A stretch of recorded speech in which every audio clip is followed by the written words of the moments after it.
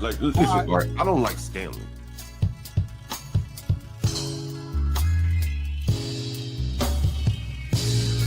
I think the only person I had been was Stanley. And Nate, Stanley doesn't state the obvious, like what the up. He's used talking points. Yes, he does. Yes, he does.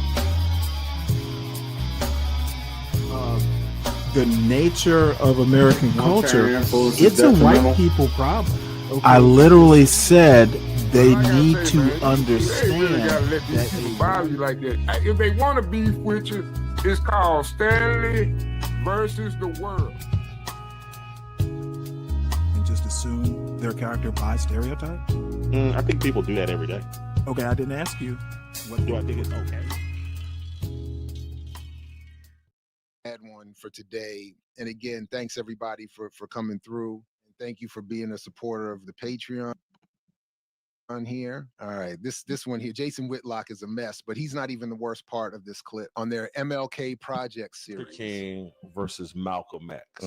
If one of them had to be a symbol for Black Americans or for America today, Malcolm or Martin?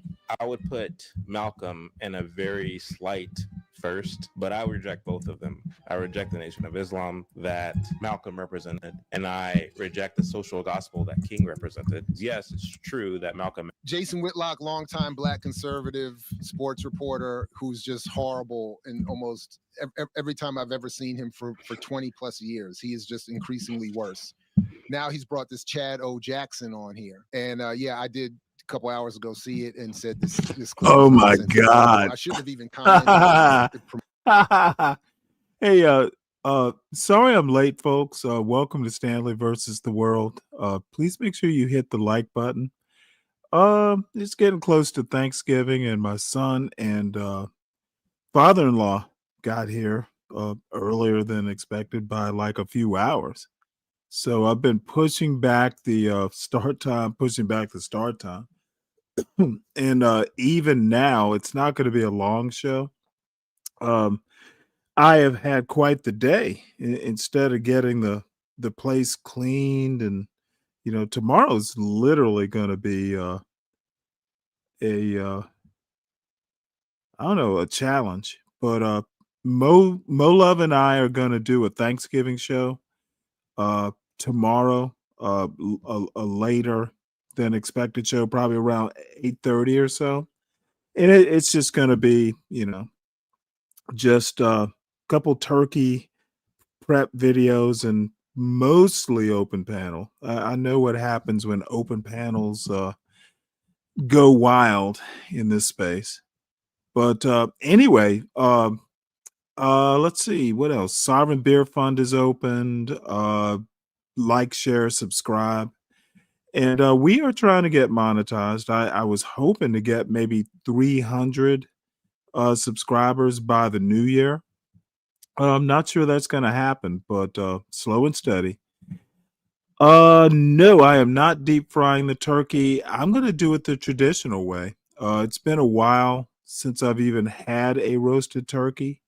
So, nope, going to do it the traditional way. And couple of those turkey recipes that I'm going to show tomorrow night are similar to what I'm going to do. So it's going to be low and slow, but it will work. And for vegetable, I'm doing carrots, potatoes, and Brussels sprouts, cornbread or cornbread dressing, or maybe both. I've got 4 good size sweet potatoes. I'm going to roast them. I love, like, you know, treat a roasted a sweet potato like a regular roasted baked potato. Fucking delicious. Best way to have them, in my opinion. And I'm leaving the desserts up to my son. Someone convinced me of bread pudding, and I got a ton of bread scraps. So I will insist on bread pudding just to get rid of some of the bread scraps. And there'll be other things. So it should be a rock'em sock'em Thanksgiving. So, I was gonna get to Chad O. Jackson. I hope Deacon Dave is listening, dude. What a hero and a mentor you have. Chad O. Jackson is weird, and so is Jason Whitlock. They are weirdos. Um, they are just different. So promotes the algorithm when you comment. But I had a visceral reaction. I don't know who this person is, Chad O. Jackson, with 356,000 followers. He's the history reverend, right? Is that what he's saying here? Anyway, I'll maybe come back to him at some point. But that's who he is, and he's doing this. and Malcolm X project. He said he 300,000. don't like my MLK project. He doesn't like Malcolm because he comes out of 300,000 of those 356,000 are white and groypers. Young white males are the bulk of Chad O. Jackson's audience. I'm just guessing. And Jason Whitlock, these dudes are literally, they can't be giants themselves, so they gotta take down a giant. Love it. Nation of Islam, and therefore he's not a Christian, and he doesn't like Dr. King because he's using his Christianity for social. King versus Malcolm X. If one of them had to be a symbol for Black Americans or for America today, Malcolm or Martin? I would put Malcolm in a very slight first, but I reject both of them. I reject the Nation of Islam that Malcolm represented, and I reject the social gospel that King represented. Yes, it's true that Malcolm X was more focused on building up your. So first of all, as a symbol in the African world to this day, I do not think Malcolm stands as a symbol of the Nation of Islam as much as he stands as a symbol of Black and African liberation. Leaving him at his as a symbol of the Nation of Islam is important, because what he does here next is set up that conservative self-help, literally comparing it to Booker T. Washington approach that he favors, but he just has a problem with the Nation of Islam. He says nothing of Malcolm post Nation of Islam. He says nothing of Malcolm in his broader application of Islam, or his broader application of revolutionary nationalism and internationalist politics. Communities stop begging white. If he did, though, he would have to say, as he says of King, that he's white against people to get into their Closer places. to Booker T. Right. He was much WED closer to Booker T. Yeah. However, there's a And this idea that Booker T represents a non-begging tradition, I disagree with that. If anything, Booker T represents a tradition of begging whites to be left alone in that two black myths. No, Booker T. Washington literally had Tuskegee set up by, I won't say begging, but dude, Black people didn't have that kind of money. You can make the argument that it was, if not begging, it was fundraising. Maybe that's a better term for it. But Chad O. Jackson, I must emphasize, a weirdling. The motherfucker is weird. Supply chain narrative to exploit other Black laborers in service of a broader white economy. So it's not begging white people. It's not doing for self. It is accepting a subsistence relationship within the broader white. And, even this argument that Jared Ball is making, it's not even just white people, because white people are subservient to white people. You start getting into class dynamics and vertical, all that sort of stuff. Dude, Chad O. Jackson, I must emphasize again and spread the word. Hopefully Deacon Dave will hear. Chad O. Jackson is weird. And Jason Whitlock, that motherfucker, oh my God, dude. I was up on a Ruthless Truths panel today, and it was an experience. And I actually like Ruthless Truth, though. He has a good, decent sense of humor. He's a good sport, but damn, These Shadow Jackson and Jason Whitlock, they are weird. And Shamika Michelle, oh my God, what the fuck happened to these people? Capitalist economy. Third person that nobody recognizes, and we'll talk about this in the film. What's up, 12th man? Part, but Joseph H. Jackson. Joseph H. Jackson was born in 1900, which would have made him 15 years old. Oh, yeah. I've heard Shadow Jackson's argument. Now, I hope, because they, Joseph Jackson shares the same last name. I need to know if this is like my granddaddy could have been Martin Luther King, and Martin Luther King, won out. I suspect that's actually why Chad hates Martin Luther King, because his grandfather wasn't Martin Luther King. But I'm hoping he will notice, dude. This is why I think people like Shadow Jackson really are just what's the word I'm looking for? Automatons. Dude, explain why you both have the last name, or is it for us to infer? Dude is a weirdo. Born in 1990, so he lived a very long life. During the Montgomery bus boycott, he initially thought that this was a good thing. So he offered to donate some buses to Martin Luther King. Martin Luther King said, no, we're not interested in the buses. King was more interested in using the boycott as a jump-off point for what he was really trying to do. Absolutely. Pass legislation to implement some degree of socialism into America. That's what No, that's not, dude. That's exactly what he wasn't doing. It was all about civil rights.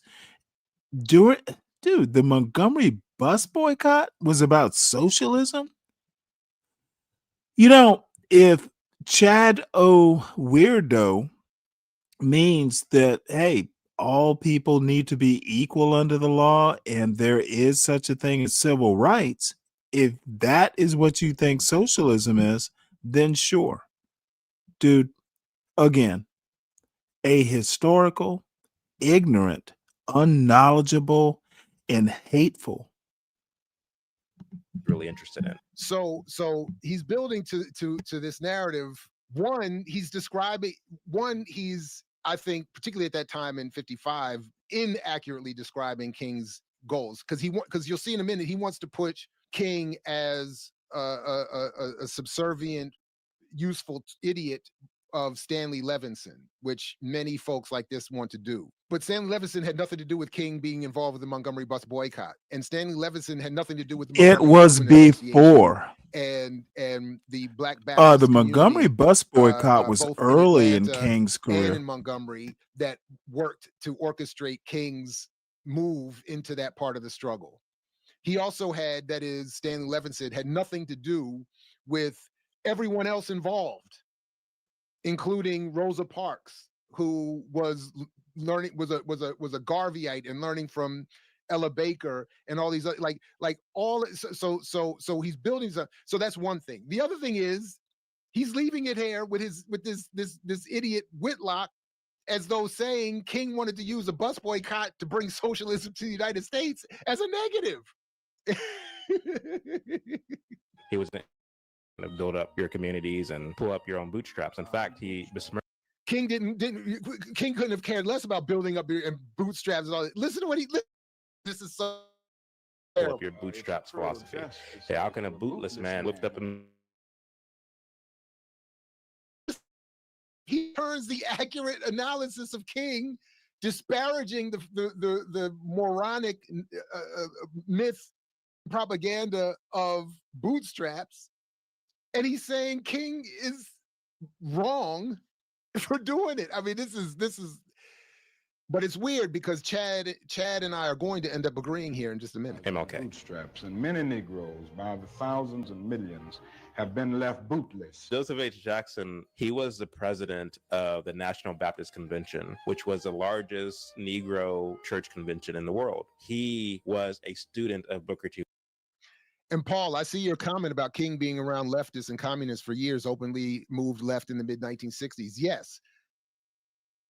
I'm not denying his early interest and engagement and constant engagement with left politics, socialism, communism, etc. What I'm saying is Stanley Levinson, who you're going to hear about in just a moment, and the Communist Party had nothing to do with King becoming, or certainly was not directly, maybe in some abstract inspirational way, but it wasn't the Communist Party that put King in, or black people in general, in an anti civil, in a civil rights anti municipal bus system position. Washington, to be sure, but he was also a proponent of the biblical gospel. He believed that the Bible was the inerrant word of God. He followed the Booker T. Washington program in that when white people don't let you into their spaces, don't fret it, build your own thing. And first of all, then he also says that this guy he likes believed that the Bible was the inerrant word of God.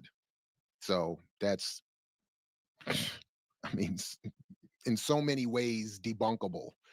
An example of this is there were some sharecroppers in the South who were constantly being cheated by farmers. He bought 400 acres of land here in the South, and they allowed these Negro farmers to work the land rent-free, encouraging them to pocket their money, save their money so they can go and buy their own farmland, not beg the white man to let them in, or beg the federal government. He believed that the answer is.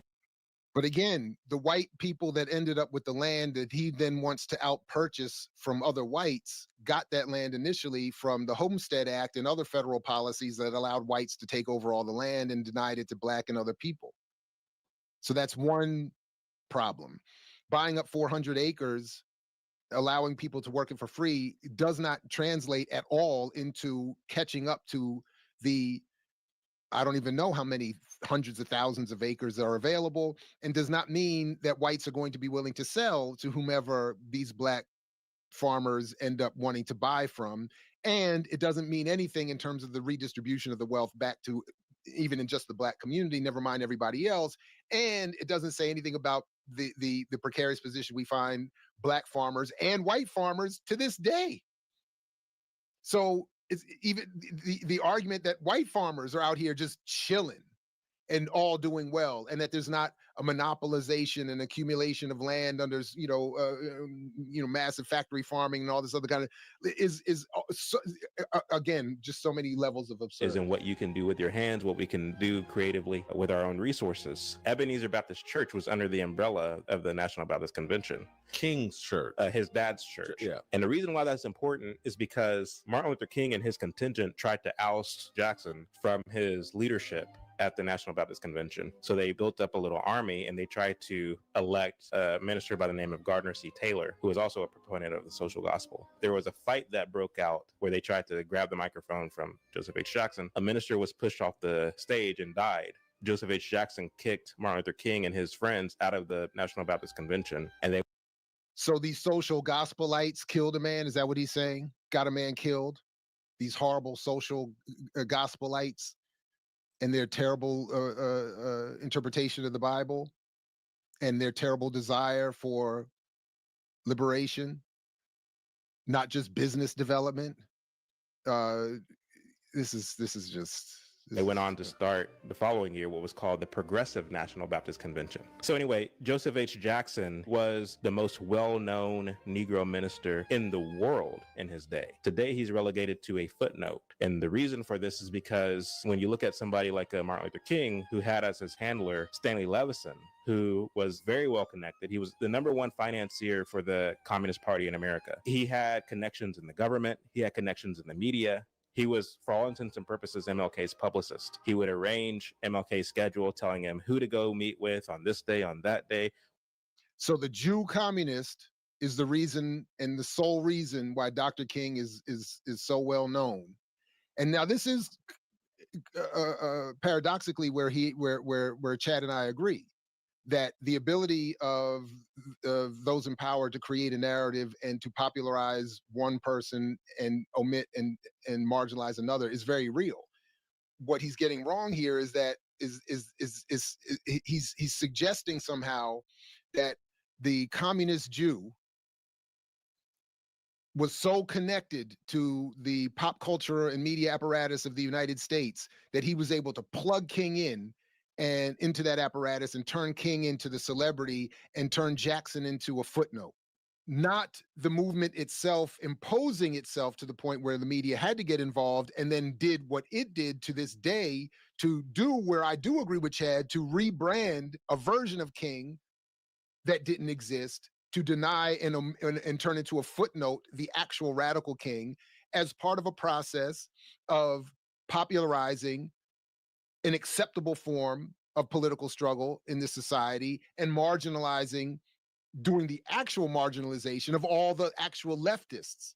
So his suggestion that Jackson and the business elite and the do-for-selfers are marginalized by communist Jews in favor of, and who are communist Jews who are at this point, according to Jackson, to be understood as in league with and step with, partnership with the ruling elite and an ability to popularize movements and people. It's just now occurring to me, is Jackson a descendant of Jackson?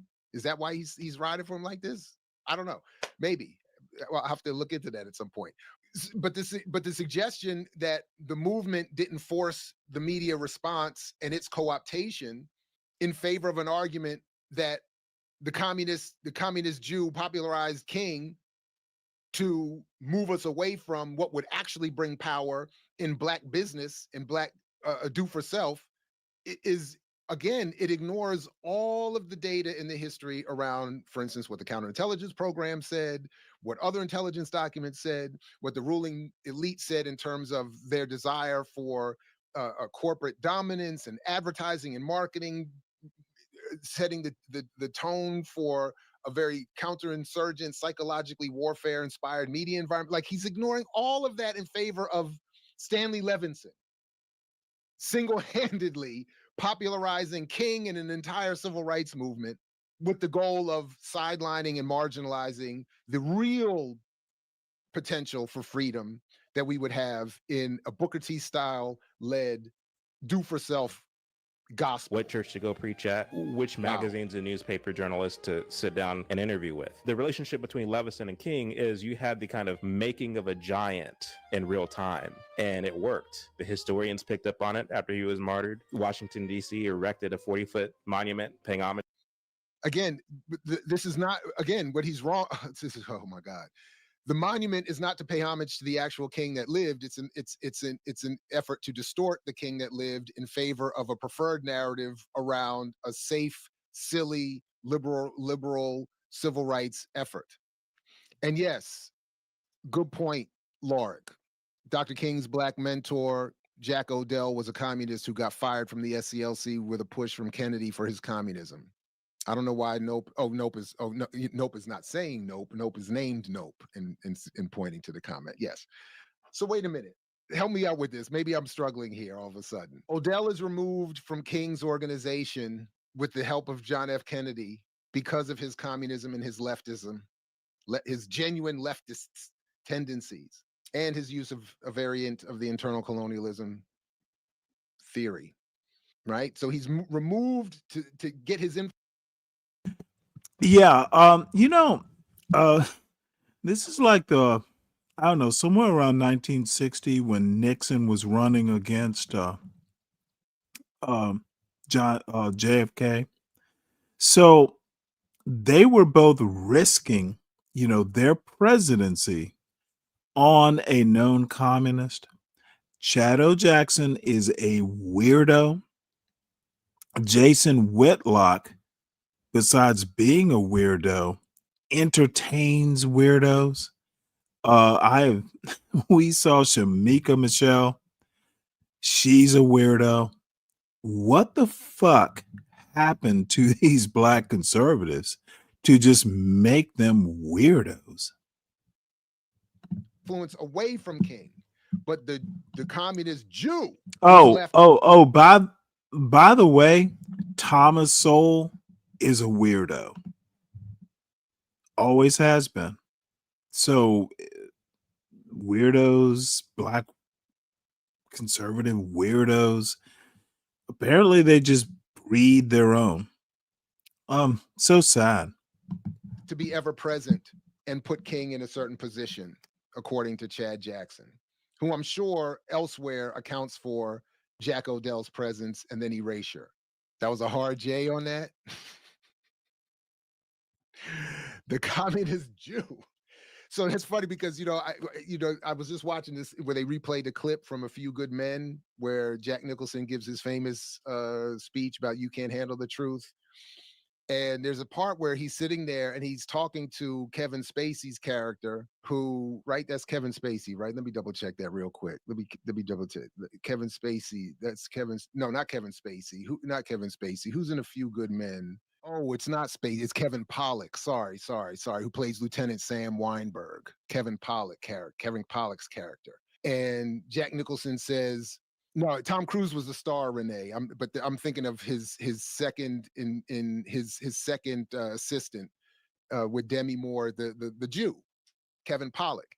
And because there's a scene who's playing Lieutenant Weinberg where Jack Nicholson he's saying, you need me on that wall. And then he turns, he says, and if you take me off of that wall, are you going to be up on that wall, Lieutenant Weinberg? And every time, ever since the first time I've ever seen the film, I've always thought maybe even the original script, he was meant to say, you Jew.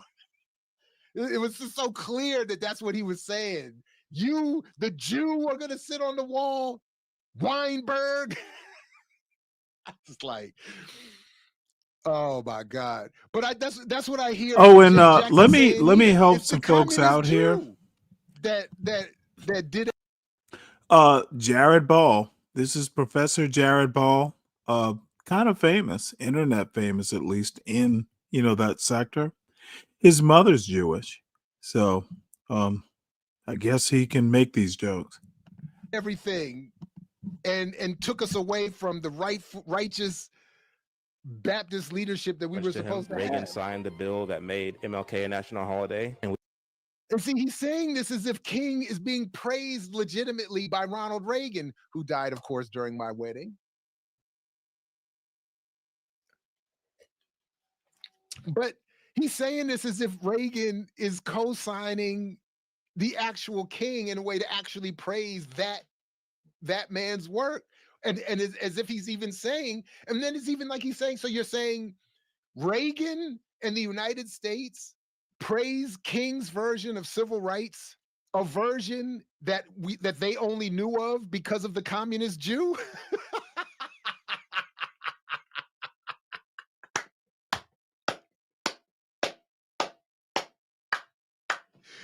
Come on, man.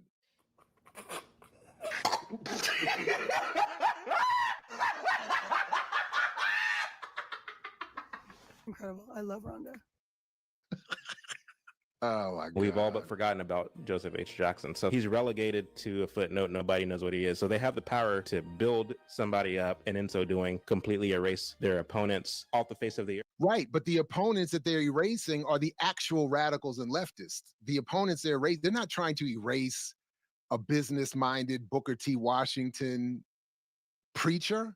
Come on, man. You think of all the people from that era that they want to erase, it's him. They've been promoting a black capitalism, a black entrepreneurialism since the 19th century. And it gives us the impression, especially my generation, because I was born in 1990, gives us the impression that Martin Luther King, not only did he have all the answers, but who else could have done it? It gives us this impression, this kind of very black and white impression of the past. And again, if that impression, which I do agree is largely concocted, but for different reasons, they're not suggesting that it was only King and no one else had any ideas so that you would run off and become a communist. They were doing it so that you would. In a way, this is Chad Jackson is like the other YN anti-black blacks. So King did it, and he's asking, well, why did King do it? Who else could have done it? It was that easy. Why isn't Chad Jackson doing it? Y'all are weird. Chad Jackson, Jason Whitlock, Shamika Michelle, weirdos. Run off and say, let me set up a business. Chad Jackson here is exactly why they did what he's saying they did. And they take all the nuance out of it and they just teach. That's called indoctrination. So they are indoctrinating us to believe that, for one, life was just so bad for Black people. We needed to do something about it. And here along came Martin Luther King. He's the only one who had. But if life was so good, why would your preferred preacher have wanted to do something? You just gave an example of all these Black farmers being ripped off and exploited that had to be saved by this purchase of 400 acres by your hero. So even he must have agreed that something must have been a few things must have been wrong in Black communities at that time. But no, it was King and the communist Jew that put it that concocted this whole narrative that Black people are oppressed. Had the answers. Nobody else is doing anything. Well, meanwhile, you had people like Joseph H. Jackson and Malcolm X, for that matter. I disagree with his religion, but at least he had a better message, in my opinion, as it relates to what you must do socially than. Oh my God, he doesn't know anything about Malcolm X or Dr. King, apparently. And maybe he doesn't know anything about Jackson either. Martin Luther King.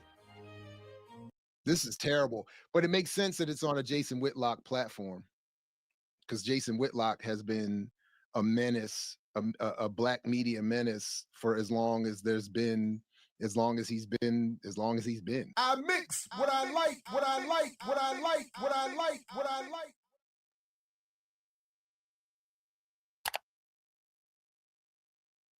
Well, you know what?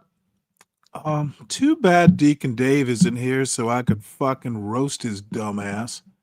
Dude.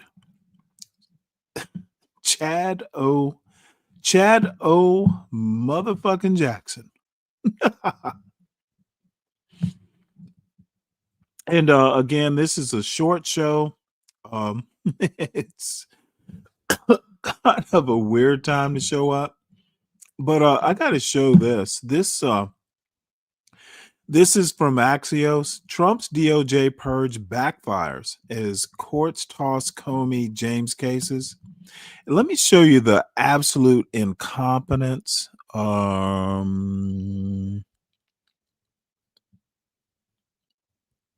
Somewhere in here. Give me one sec. Because this is actually the ultimate W for either Comey or Letitia James or both.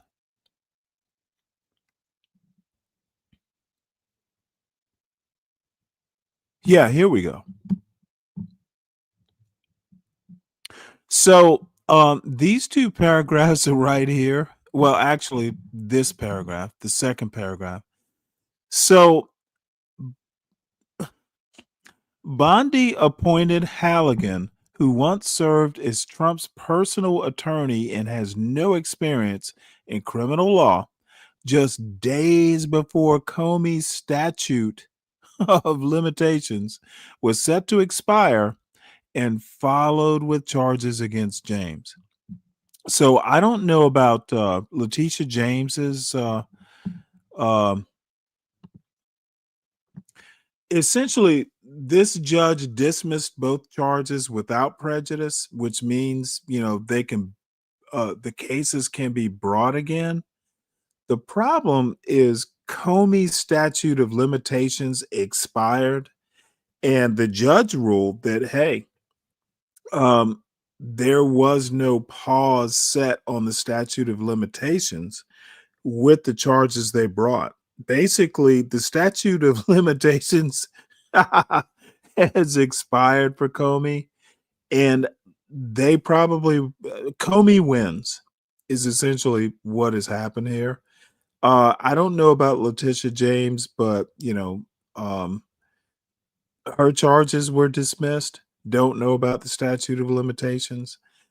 Trump is literally incompetent as a president, or at least as the top cop.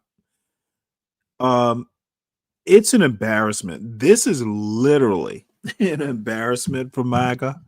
They literally don't know what they're doing, and this is the result.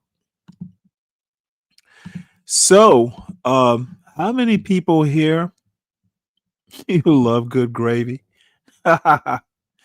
You're not getting my point, but yeah, good gravy is good gravy, I guess.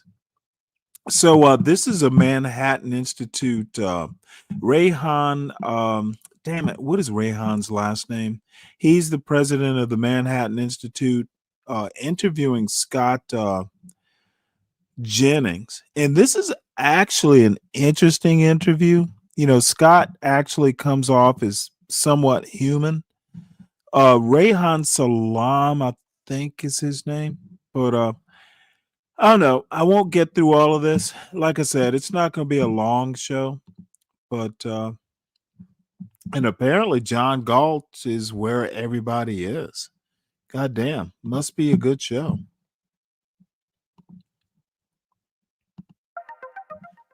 That works to keep America and its great cities prosperous, safe, and free. We are very fortunate to be joined by Scott Jennings, the defending champion, the warrior, the founding partner of Run Switch Public Relations, and a political commentator on CNN. You may recognize him from his viral 1 against 5 sparring matches on CNN's Abby Phillips show, or from his popular podcast. He is also the author of A New Look Inside Washington and the Early Days of the Trump Administration, a revolution of common sense. Jennings' career has taken him across the country as part of 4 presidential campaigns and numerous federal and state races. He served in key roles in both of President George W. Bush's campaigns before becoming special assistant to the president. He held senior campaign positions for U.S. Senate Majority Leader Mitch McConnell, Congressman Brett Guthrie, and Mitt Romney for president. We're also joined by several of our esteemed trustees, Ravenel Curry, Ken Gilman, Susie Edelman, and Mike Kaufman, who are just incredible friends to us, and we're so grateful to have them here. Thank you all for being with us tonight. Your support makes our work possible. Now, allow me to grill Scott Jennings. Allow me to unravel and do what it is an army, a literal flotilla of CNN employees have been unable to do, which is rattle him for even half a second. Okay, so Scott, I first met you in a green room, and just watching a bunch of others mangled, damaged, sweating, and you look perfect. You know, totally, you know, the coif, not a hair out of place. What on earth is it that made you such a cool customer? How is it that you're able to deal with these slings and arrows so terribly effectively? Well, it's easy to remain calm when you know you're going to be right every single time. By the way, I'm unaccustomed to speaking for more than 6 or 7 seconds at a time without being interrupted. So if you could yell at me, it would be very helpful. I don't know how to do this in a non-adversarial way. But no, look, preparation and confidence in what we believe in. That's pretty much what I do every day. And after doing it now for a few years, I kind of know what to expect from some of the libs that I own. I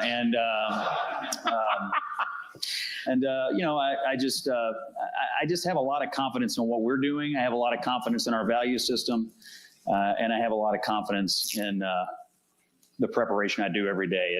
It engenders a lot of calm in me, and repetition also breeds good. A lot of practice breeds good performance. So you're a Well, let me say, CKJ3, John is a Whitlock fan, and I don't know that I need to say more than that. Poor dude. I heard John was quitting drinking. He put out a post saying he was. I bet he didn't. Kentucky. Yeah. And when you were growing up, Kentucky was not the red state it is today. So I wonder if you could tell us a little bit about how your worldview emerged, how you found yourself as this conservative warrior that you are. So I grew up in a family of Democrats. My grandfather was a New Deal Democrat and a local elected official. My dad was a union official and a garbage man and a factory worker. So I grew up in a household that was a Clinton household. I didn't know a bigger Clinton fan than my dad. And I also will tell you, my dad was the first person to tell me that Donald Trump was going to be the next president. I told him he was full of shit, of course, and he reminds me of that often. It's not the only time that he was right and I was wrong. But I grew up around Democrats in an area of Western Kentucky. Dude, like, we're supposed to actually believe that Kentucky Democrats are just people who believe that black people are okay, to hang out around. Others are Republicans in places like Kentucky, basically Appalachia, because all of Kentucky is in Appalachia. So to the people who actually know shit and aren't particularly, partisan, he might be impressing the audience at this Manhattan Institute thing. But for people like me who know what a Kentucky Democrat is, shit, probably Mitch McConnell was a Kentucky Democrat at some point. It was Democratic. But I registered to vote in the 96 election, and I was really enamored, frankly, with the Republican Revolution of 1994. It spoke to me as a teenager, and I've been a Republican ever since, and I've lived through a lot of different iterations of it. But as I write in the book, the through line to me is quite clear. We're the only party that fights for the future of Western civilization, and that has never changed. Whether that was... We're the only people who thinks Western civilization can't be improved. Dude, the Enlightenment literally invented racism for economic purposes, but Western civilization is fine. We ought to go back to that. Dude, my God, I ought to listen to this tripe in person. Newt or George W. Bush or Mitt Romney or Donald Trump, we're all basically aligned on the same worldview. The future of the West is in the balance, and we're fighting people who are anti-American, anti-Western, and quite radical. So I've always felt very comfortable in my support of the Republicans. Interestingly, all these Democrats that I grew up around, including my dad, they're all our people now, because I think they realized too over time that the left had left them far behind, both culturally and economically. So I do come from a family of Democrats, and I like to say I was blazing a trail for my father. He comes to... I'm going to have to say, did people like Scott Jennings and those Kentucky Democrats leave the party, or did the party leave them? People always say, well, I'm the Democrats left me. I didn't leave the Democrats. Well, in this case, that's a good thing. We, as Democrats, need to move away from Scott Jennings types. Let them be Republicans. My speeches sometimes, and I always tell the story about him being a Democrat, and after every one, he always says, do you have to put that in there? Do you have to tell everybody about that? And I'm like, no, it's endearing, for you. Your journey, it's endearing. Talk to us a little bit about those early days of you getting involved, cutting your teeth on a campaign. So, Kentucky, again, Appalachia writ large, that region of the country was a swing region. These are regions that Bill Clinton won, who run folks like your dad. What did that look like, that knife fight of actually moving people? What was the big trigger for that movement? You're right. Clinton did win Kentucky twice. That's absolutely true. He never got 50% of the vote. Interestingly, the last Democrat in Kentucky, but he won. He didn't get 50%, but he won. Was Wendell Ford in 1992. That's going back a long way. But in 2000, that's when I joined a political campaign, and the Bush for president campaign was my first. And Kentucky was thought to be a swing state. Clinton Gore won it twice. Gore was the nominee. But by Labor Day, we had it pretty well in hand. I actually spent a good chunk of my fall in West Virginia, which was also a Democratic state that was thought to be moving in our direction. But the fight.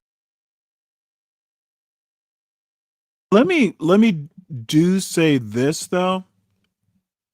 There's nothing wrong with Western civilization as long as you realize that it is literally Western civilization as we know it is literally kind of a water drop in the sea of time.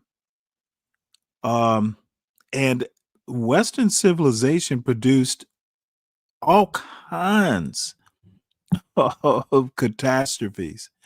Dude, World War One, World War Two, the Civil War, the American Revolution, and I'm just talking about American involvement. Dude, the Western civilization is not all that. God damn. It was somewhat economic, but in my recollection, it was also very cultural. You know, the Democrats started to tack pretty far to the left in those days, and then it really accelerated during the Obama years. And so for my political work back in Kentucky, to go from a state that when I started was 60% Democrat to a state that today is like 43% Democrat, we now have more than they do back home in Kentucky. It's a pretty remarkable climb. So I think a lot of it was cultural. Some of it was candidates, and a hell of a lot of it was Mitch McConnell building the Republican Party of Kentucky. So I'm really glad you mentioned that, Scott. Leader McConnell is someone who is a really important part of your political formation. You know, that was one of the really key mentors for you, someone with whom you worked so closely for many years. And he's someone who I think is going to be remembered as an historic figure. You know, when you think about the length of his tenure, but also all that he accomplished in that time. However, there are a lot of folks on the right today who look at former leader McConnell, Senator McConnell, as a squish. They look at him as the establishment. They look at him as someone who that the party needs to move beyond and past. That's not your view, I gather. I wonder if you could talk to us a little bit about that, because you began by saying that, hey, from the beginning, you know, working in the 90s, working to now, the right. Oh, by the way, I just thought to mention this. Rayhan Salam is the president of the Manhattan Institute. That's the conservative think tank that fired Glenn Loury, you know, for Glenn Loury speaking his mind. So, you know, if you know who Glenn Loury is, if you know who Rayhan Salam is, president of the Manhattan Institute, Black men can't speak their mind, apparently, if their name is Glenn Loury. So I want to point that out. Is fighting for Western civilization. That's continuity. But there are some discontinuities here, too, and I wonder if you could talk to us about them. A question. Who in here enjoys a 6-3 Supreme Court? Yeah. Welcome to Team Mitch. I mean, that's what I tell everybody who carpet at me about Mitch McConnell. Do you like having a 6-3 Supreme Court? Of course you do. And this was his project. And that's why he and Donald Trump will be forever linked in history, because together they changed the court and they saved America when they did it. And so are they golfing buddies? No. Are they social companions? No. Do they play bridge? No. But that's okay, because they did something far more important than hang out together. They saved America when they saved the Supreme Court for a generation. And so yes, he has been at odds with Trump on a few issues. Interestingly, going into this term, everybody was just sure that McConnell was going to be a thorn in Trump's side. It's Rand and it's Massey in Kentucky who are actually a thorn in Trump's side most of the time. And McConnell, frankly, has been quite helpful, particularly on passing the big, beautiful bill. McConnell internally in the Senate, I know for a fact, probably changed 2 or 3 minds on that right at the end. And so McConnell's been helpful to Trump, whereas Trump's had trouble with 2 others in our delegation. So, it's a little interesting, in the Team Mitch camp and the people who are been out of shape because of the things that Trump has said about McConnell. But I've happily voted for them both every single time they have been on the ballot and would continue to do so if permitted. I guess I'm not going to be, but I would. So, Scott, I wonder, one reason why I think you have so many admirers is that you're able to articulate the case for conservatism, for a center-right politics, in a way that feels 80-20. You write about this a bit in your book. You really laser focus on what are the common sense issues, and the book is called A Revolution of Common Sense, that really unite people. When you look at the 2024 presidential campaign, those were the issues that President Trump ran on. Thinking about, men and women's sports, when you're thinking about DEI, things that really offended people's sense of fairness. But we're seeing a lot of fractures on the right now. So what is your communication advice to other folks on the right? How is it that you keep that focus on the 80-20 issues rather than the issues that are dividing the conservative coalition? Well, I agree with you that it's the 80-20 issues that help propel Trump, and he has this instinct for finding them and really driving them home. That phrase, a revolution of common sense, you might remember is a phrase that he coined in his inaugural address. And I actually thought at the time that I heard it, A, it would be a great title for a book, and B, this is the most efficient description of his branding of the Republican Party and the conservative movement. And when I went with him to Michigan on his 100th day in office, we flew to Michigan for a rally. And in the speech, he said, whether you're on the right, whether you're on the left, or whatever the hell you are, it's just common sense. I interviewed him and asked him, do you consider yourself to be a conservative or just a common sense guy? And he said, well, most of the time, conservative is common sense. But he left himself a little wiggle room, But that to me is the description of how he has branded the party, and he likes to define the party around the issues on which the lines are the brightest. You mentioned men and women's sports. This issue sunk the Democrats in 2024. And, if I can't trust you not to put a boy in a girl's locker room, why would I ever listen to you about healthcare policy? Let me make the point. The Democrats let that sink them. They lost the culture war. But the one thing I do have to say is Democrats need more of me. So the bright line was boys in girls sports. Really? Yeah. Saving Western civilization literally means it's a culture war. Scott Jennings probably will not replace Mitch McConnell. He's a dick. And Manhattan Institute, Rayhan Salam, the dude interviewing Scott Jennings, fired Glenn Lowry because Glenn Lowry had some independence of mind. No, I wouldn't, because you're a lunatic. It's obvious. And so Trump instinctively knows this, and he is a master at putting these issues front and center. And of course, if we're the party of common sense, they are reflexively the party of uncommon nonsense. And they take the opposite to him on every single thing. So he makes the transgender issues, the boys and girls sports issues center up front in the campaign, and they cannot help themselves but continue to go all in on something that the vast majority of Americans find to be sheer lunacy. And so that's been part of his marketing genius. And, when I talk about these things on TV, I rather enjoy forcing Democrats to die on these 80-20 hills, because it's a joy to watch them do it. And I see in their eyes, they know they're dying on the hill, and they just, like, I'm looking at you and I know that you know that I know that you're dying right now. And yet, because they essentially preside over the French Revolution right now, they cannot stop themselves, because they fear, as one Democrat senator said in the Hill the other day, the guillotine from their base. And so, but it is quite fun for me to put them on the defense on a lot of these things. I'm not asking you to name any names. That would be unfair. But you spend a lot of time in green rooms. You spend a lot of time talking to these folks who are your interlocutors, your fellow combatants when it comes to these panels. And I wonder, what are some of the things that have been revealed to you about, someone taking the 20% position, when they're out there under the Klieg lights, but then maybe taking a different position when they're chatting with you off stage? Talk to us a little bit about that dynamic. The contributors and the sparring partners that I have are diverse. My two best friends at the network are actually Van Jones and David Axelrod. We spend a lot of time together. We travel together. Van and I travel the country together and do a lot of speaking engagements. I find them both to be experienced and thoughtful. Not everybody falls into those categories. They're good listeners, but they often instinctively know when things are off the rails. And what I admire about them actually is their willingness to tell their own people when they're wrong, especially Van.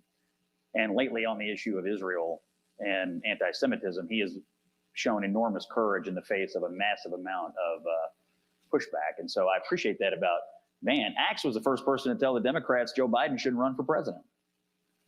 And I was there when it happened, and boy, the White House came down on him like a ton of bricks, but he stood up I for have them. to And so, point out that Glenn Lowry basically spoke up for Palestine. See how this fucking moron equates criticism of Israel with anti-Semitism? Dude, he's off the rails.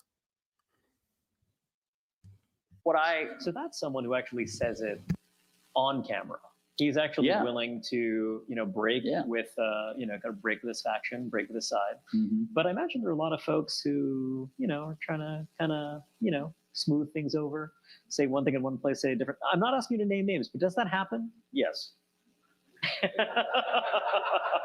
Well, look, there are people in this business who engage in punditry for the purpose of access or making people happy, or it's good for their current professional pursuits, and they're not interested in rocking any boats out there. And there are also people out there who are capable of sort of reading 3 bullet points and going no further.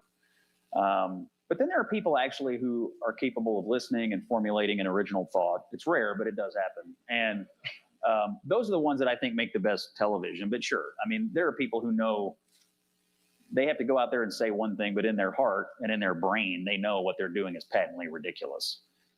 It happens every single day. Did you ever have to do that as a professional communicator? I mean, now you're independent, you're out there, you can speak your mind, but you worked on a lot of campaigns. Did you ever have to go out and spin something that you didn't think was 100% on target? Have I ever had to spin something? Me? Never. Of course. We all have clients, and we all represent people if you're in this business. And so you go out and do your best that you can. And sometimes, when you're working for politicians, they do and say things that are kind of ridiculous, and you do your best to keep them on the right path, but sometimes they get off of it. But when your job is to try to put lipstick on a pig, you get the best lipstick you can find. And I was pretty darn good at it, actually, back when I did that job. And so, and I admire it. And I do think political actors and political operatives deserve a lot of credit for some of the hazards that they encounter on a daily basis. I mean, politicians, it may shock you to learn, are not perfect, and they make lots of mistakes. And so the people around them who try to clean it up have a special place in my heart, since I used to do it for a living. So of those 80-20 issues that we saw in 2024, one of them was, of course, immigration. Yeah. This was an area where, you were there for the Obama years. You were there for a different time when the Obama administration felt they had to pay lip service to the idea that, we need common sense immigration enforcement. Maybe that wasn't in their heart of hearts, but they believed that they had to convey that message. By the time you get to the Biden presidency, man, oh man. I mean, you have this asylum crisis and trying to get people to pretend that it doesn't really exist. It was really quite astonishing. I wonder if you could talk to us a little bit about how that immigration message has played out since President Trump has been inaugurated for a second term. It seems that, first of all, you had some really strong positions, 80-20 positions. We're going to deport criminals. We do not care if you like it or not. We're going to deport people who are vehemently anti-American, who kind of lied when they were trying. We're going to kind of take on those dangerous elements.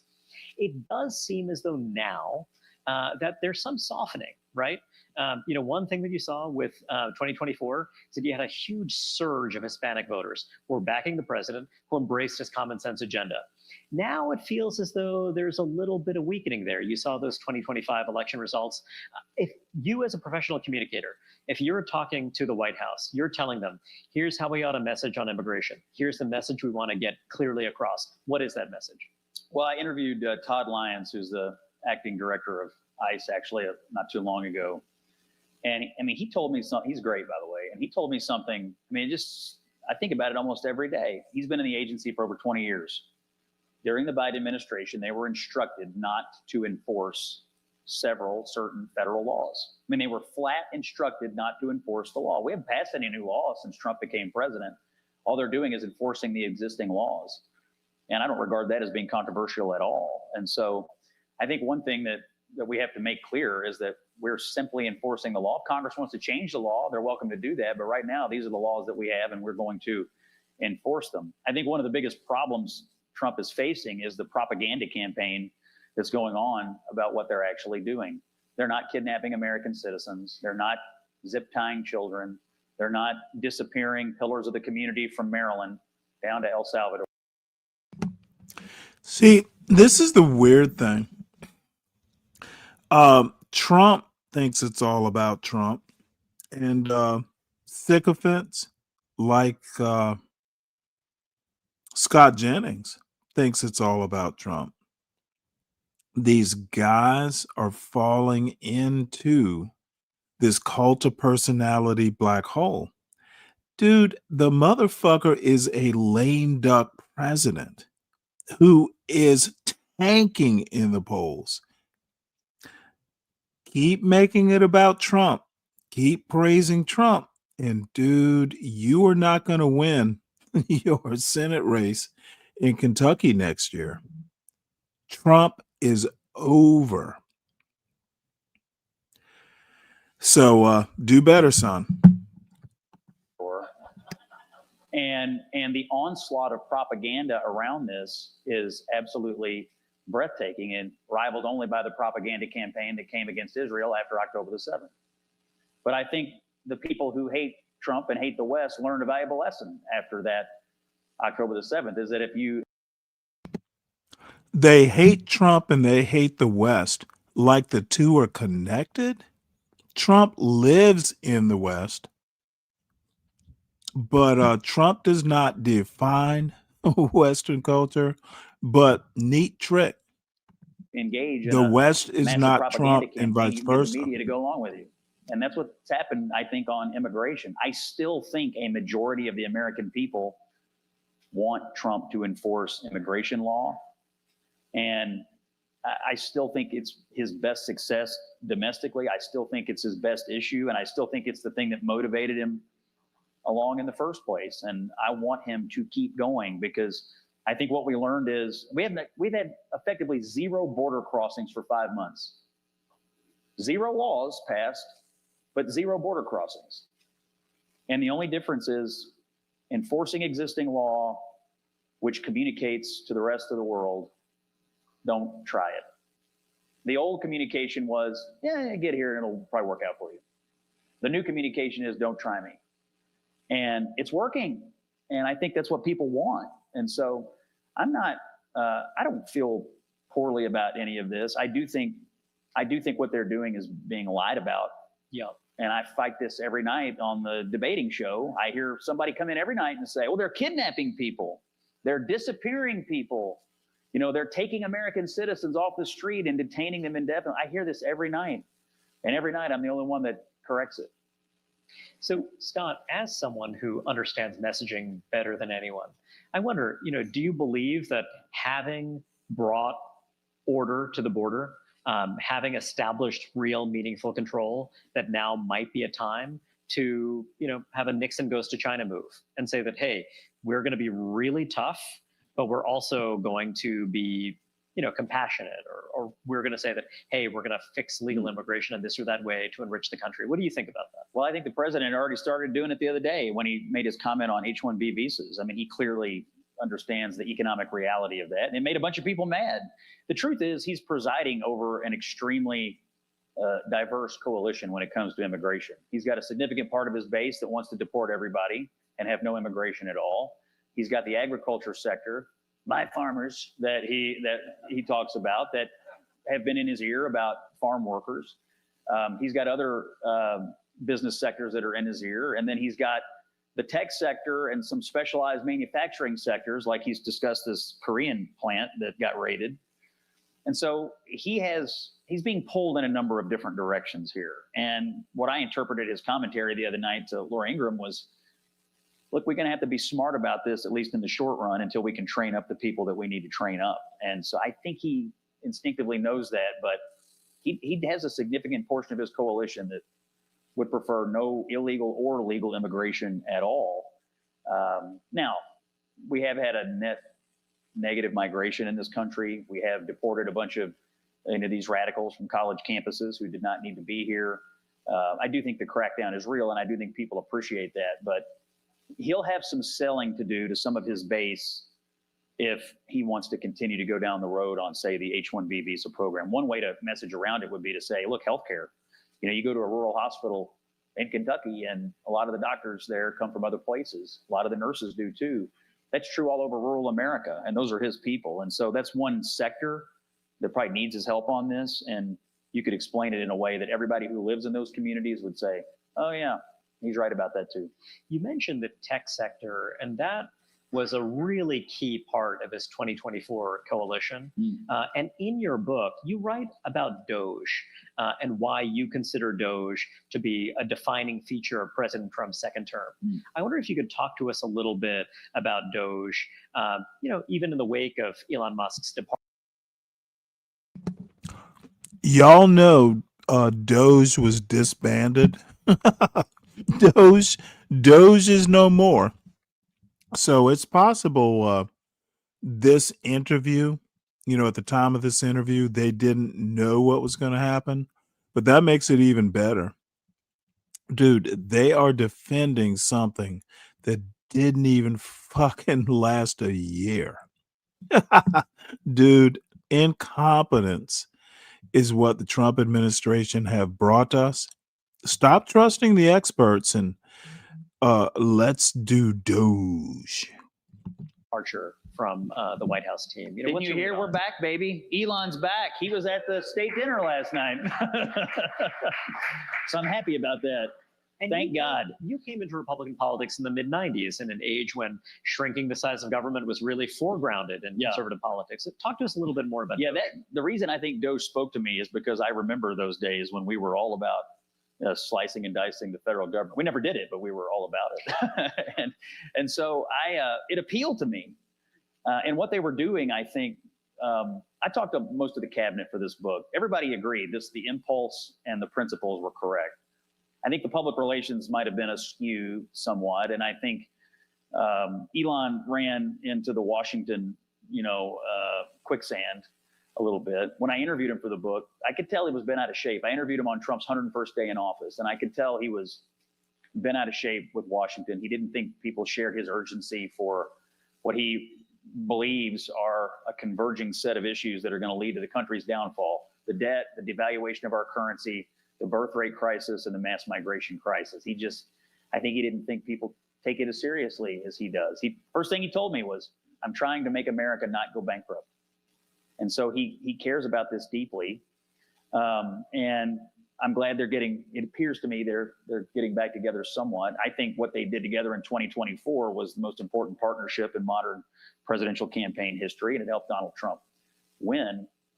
He's certainly more at home with us than he is with them. I mean, let's not forget, just a few months ago, the other ideology in this country was burning down his Tesla dealerships, firebombing and vandalizing his cars, and physically threatening his life on a daily basis. I don't think they're going to welcome him back.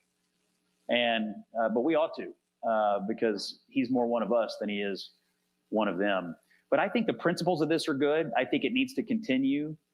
And I think, look, if this is not dealt with at some point, he is right. It is going to lead to the downfall of the country. And you can grow your way out of it a little bit, but some more cutting is going to be required. And they started a little bit in the big, beautiful bill, but boy, there's a long way to go. Scott, you talked about those tensions within the Trump coalition, within the conservative coalition on immigration. It seems that when it comes to the size of government, there's some tensions there too, right?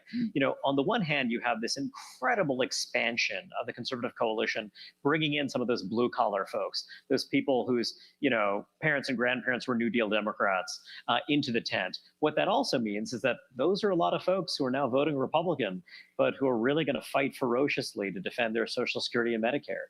These are folks who in many cases are public employees. When you're in a state like Kentucky or a state like New York, you got a lot of other folks who vote red, but who are people who really depend on public employment or government subsidies or you name it. Yet you're someone who is a real principled small government guy. How do you reconcile that? How do you bring that new blue collar constituency with you towards the DOGE agenda? Well, I think that the debates we're having right now, say over SNAP benefits, are illuminating to that blue collar constituency. Effectively, what we're asking working people to do right now is to go to work, pay their taxes, put food on their table, and put food on somebody else's table. And they know it. 43 million people. I was shocked when I heard that number, to be honest. When we exposed some of the fraud and expansion of the Medicaid program in the big, beautiful bill debate this summer, and you had Democrats vehemently arguing that the best thing to do was to put everybody on Medicaid, including illegal immigrants. I think the way to talk to our new blue-collar Republicans is to say, we'd like you to go to work, we'd like you to put food on your own table, and we're not going to make you responsible for putting food on anyone else's table, particularly illegal aliens. I think that is the best communications vector for us. But I think you can also have compassion and say these programs were designed for people who need them, designed for American citizens who need them. They weren't designed for people who are guests here or who came here illegally, and they weren't designed for people who want to commit fraud. They were designed for people who need them, and they were not designed to be a lifestyle. And where I come from, honestly, for a lot of people, these government dependency programs have become a lifestyle. People get on them at an early age and they never get off of them. People aspire to get on them and never come off of them.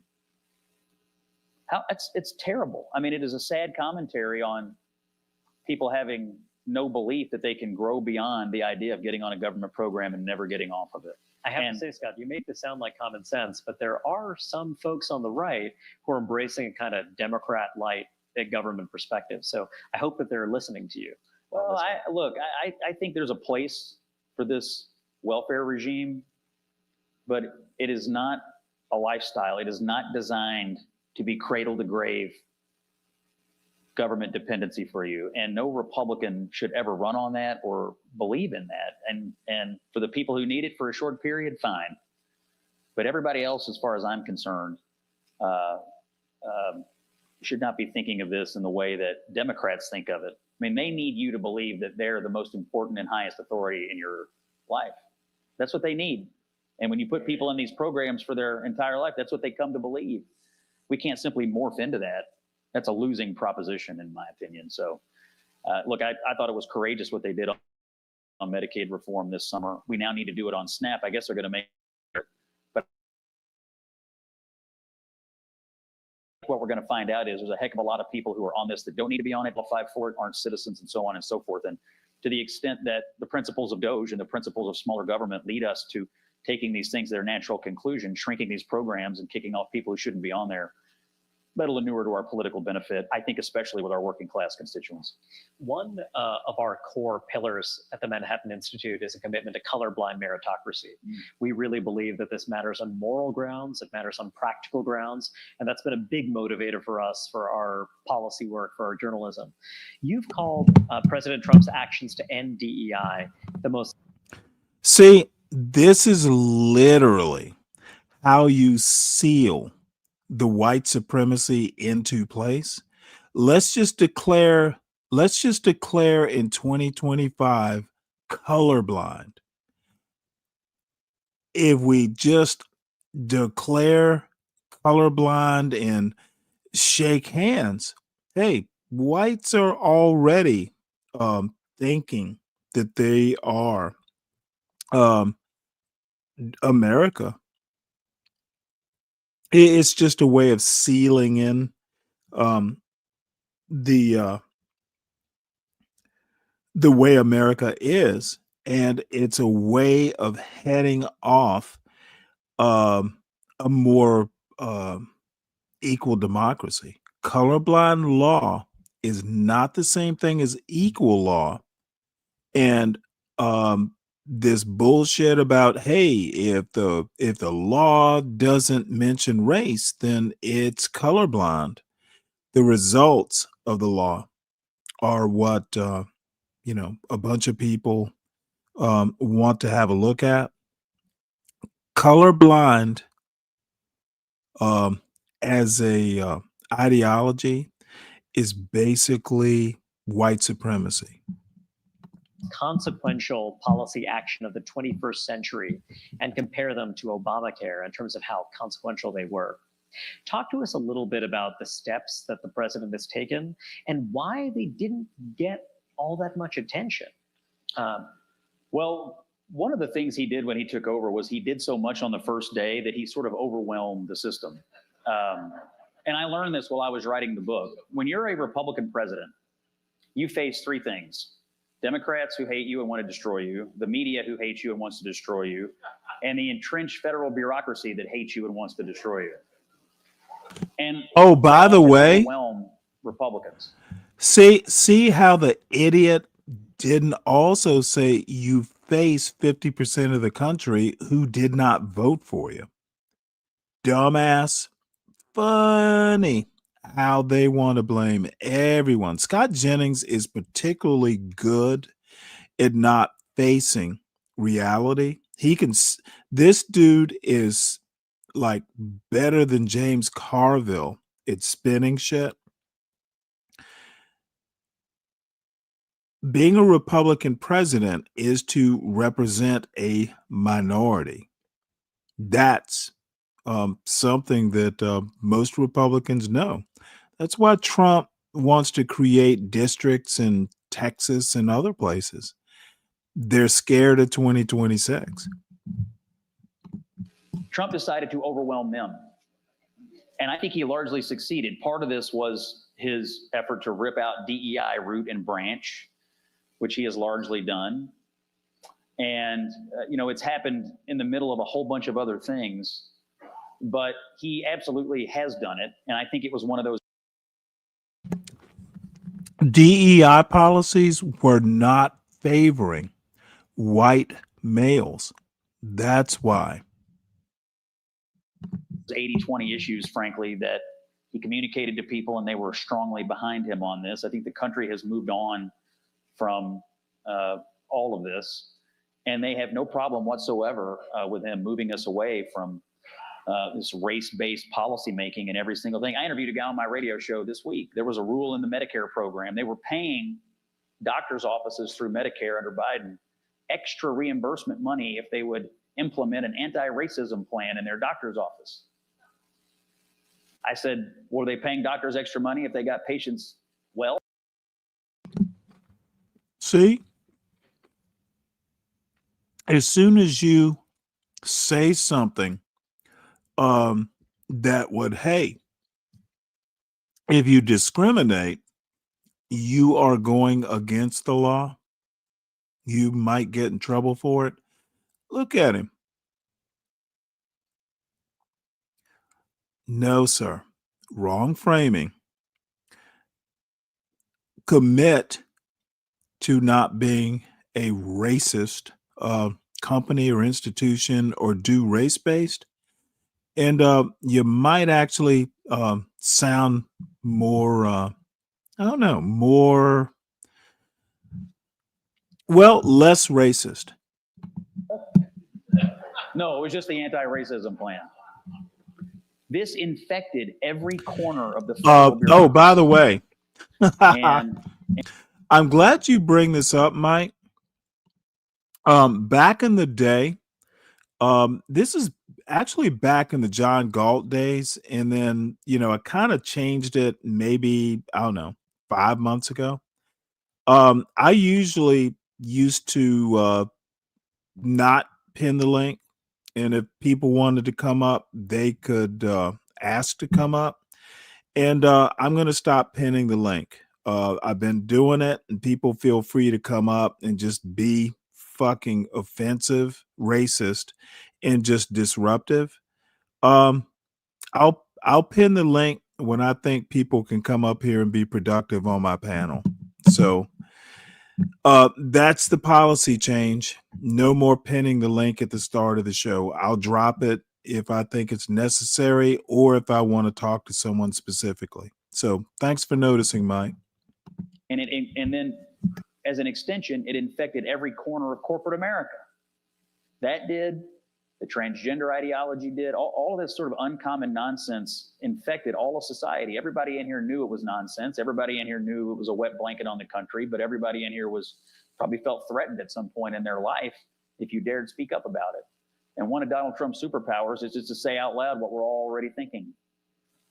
And DEI has been one of those issues, and the country is better off for it. The executive order alone, mandating getting it out of the federal government, I think was a permission slip to other institutions that, oh, we don't have to do this either anymore. And I think it's going to be one of his most important things. I mean, if the Democrats come back in 28, I assume they'll reinstall all this, but it would be but the country, I think, is better off without it, and I think people inherently are happier without it. You know, one thing I'm struck by is that you worked on both of President George W. Bush's campaigns. You knew that administration exceptionally well. And that was another effort to broaden the conservative tent in order to bring in Hispanic folks, Black voters, you name it.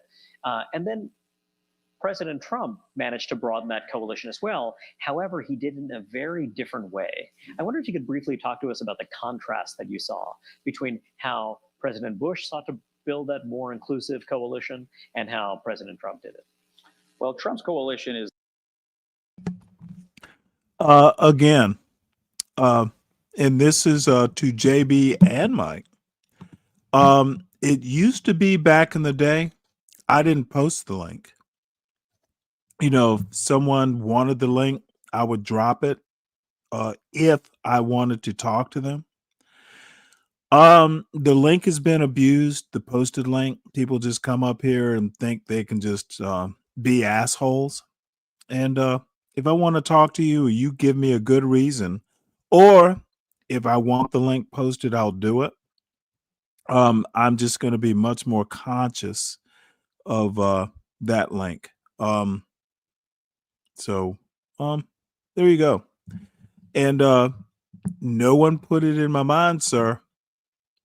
It has been this way. It used to be that way back in the John Galt days. And it's mostly Solid Snake and 12th Man who just kind of like, I'm tired of dealing with these motherfuckers coming up at will. So the past couple days have reminded me of those days. Assholes doing hard ER, and if they don't get their way, just being all belligerent. I can control that, and that's what I'm going to do. If you want to talk, ask me. Otherwise, just enjoy the chat.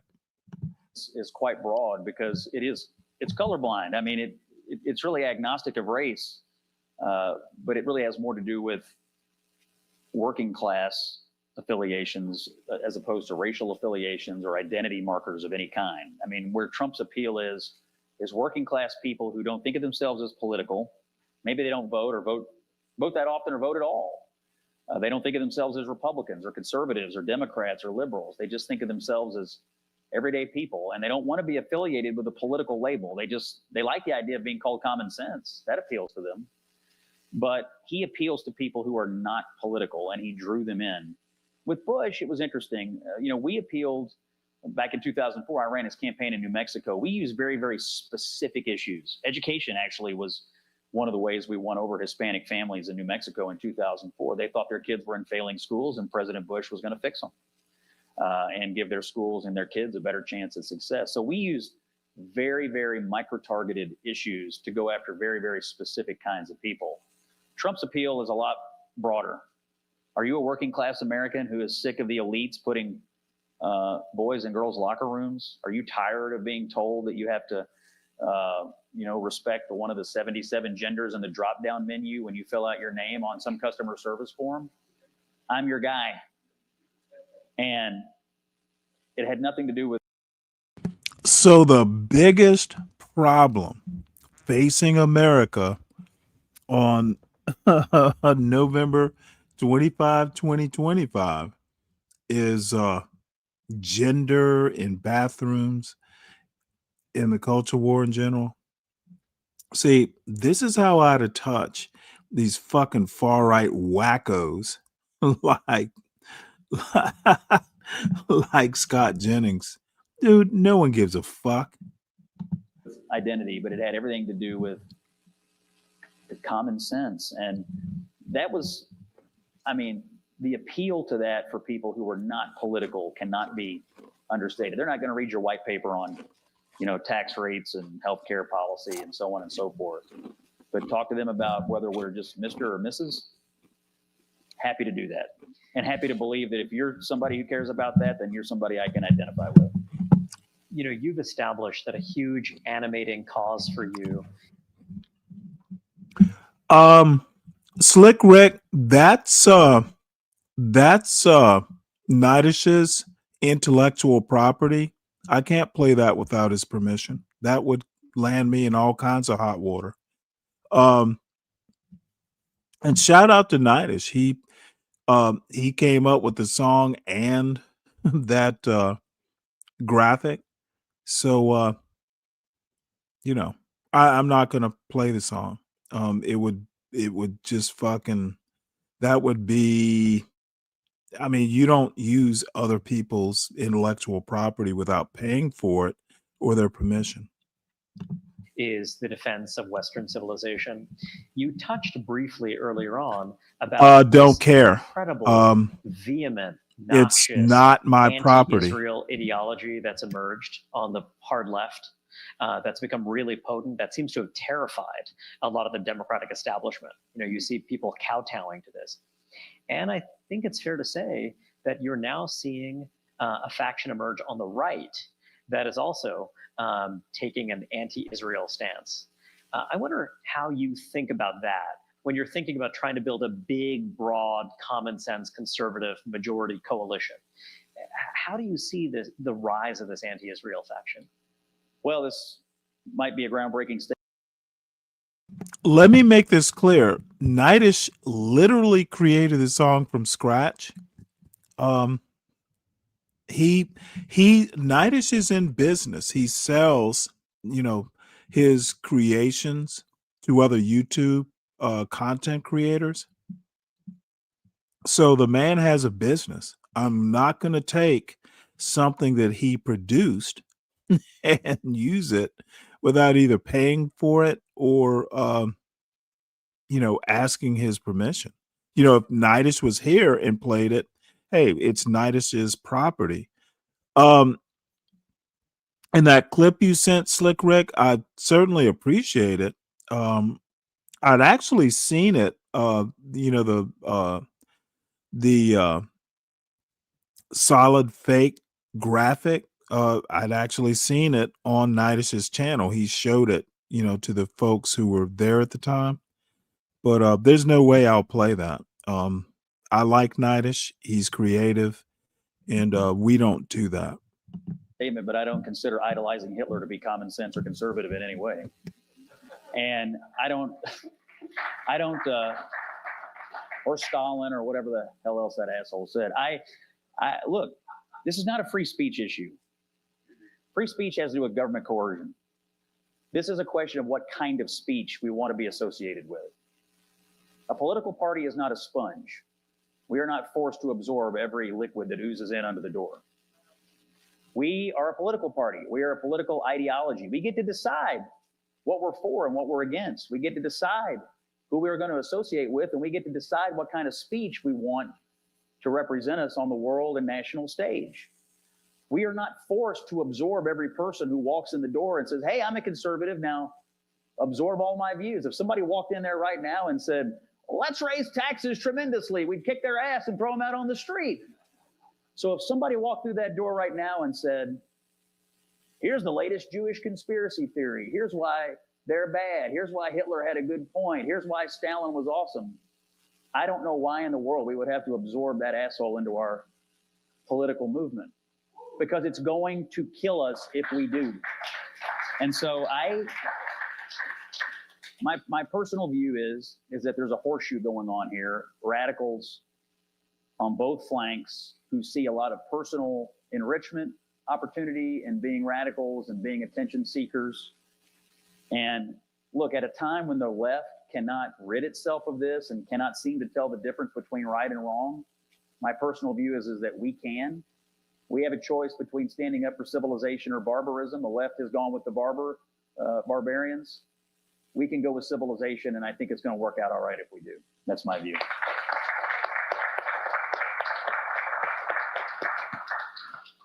throughout your book, you discuss tensions between. Can I add one more thing? Please. I was just here trying to promote your book, but I mean, hey, you can take this anywhere you want. Donald Trump has been a beacon of moral clarity on these issues. And it sort of is amazing to me that people who have attempted to attach their stupidity to him when he has never, ever been anything other than the most pro-Israel and pro-Jewish president we've ever had, ever. And he knows who the good guys and the bad guys are. He knows that Iran is the enemy. And he knows how to get people to the table and affect outcomes that are good for the West and good for our national security. He's done it time and again, but especially in the Middle East. And yet I see people on the right trying to attach their views to him when he has never, ever espoused any of these views, ever. Always moral clarity from the president on this stuff. I get that. I go back to the summer when he made the decision to attack Iran, a righteous decision, a smart decision. And all these people were hanging on him. Don't do it. You're going to cause World War III. Millions will die. Stupid. Literally, this is how dumb Scott Jennings is. Moral clarity and Donald Trump go together like peanut butter and fucking crude oil. He just ignored it all. And he executed when he needed to execute at the exact right moment. They didn't even know we were there. We were in and out. They didn't even know we were there. It was brilliant. But I have since that moment, all these people that wanted him to not do that have been trying to attack him, divide him from his people, really kind of eat away at his power within the Republican Party.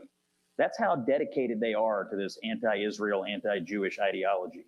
The president defied them, and now they're trying to destroy the conservative movement over it. And we just have to recognize it and not stand for it. But I think the president's been an amazing leader on this.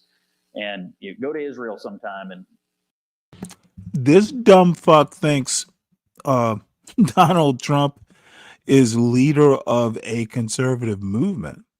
Oh, this poor boy. Ask anybody. They'll tell you Donald Trump's their guy. And as Republicans and conservatives, we ought to be pretty darn proud of what he's done over there. Scott, it's really striking. You are someone who is a political professional, a campaign professional. You're someone who understands messaging so well. But it really seems to me as though you're articulating a vision for what conservatism ought to be. Donald Trump is in the White House right now. He is not eligible to run for a third term yet. And so a lot of folks are thinking about, where is conservatism going to go? What is next? And it really seems to me as though your emphasis on the 80-20 issues, your being in the white hot heat of this political combat day in, day out, it's almost as though you're identifying what is the lane, what is the unifying thesis for what the right ought to be. What are the ways in which the conservatism of the 1990s is connected to the conservatism of the 2020s. I wonder, do you see any political talent out there, people that you think get it, people you think understand, how is it that we ought to communicate effectively in order to build and maintain that majority? Rubio is the most effective communicator in the administration. And Vance is pretty darn good too. And with Kentucky roots, I might add.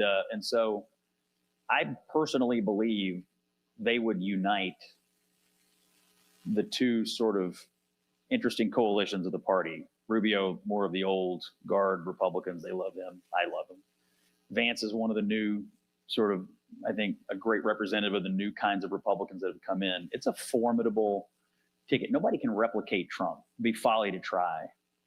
But to carry it forward, we have to get authentic people who know how to talk to folks. I've been very impressed with both of them. I think Rubio was an inspired pick, and I think Vance, after he got done kicking Walz's ass in the debate last year, has not really stopped. And to me, that represents a pretty positive path forward, understanding that you cannot replicate Trump.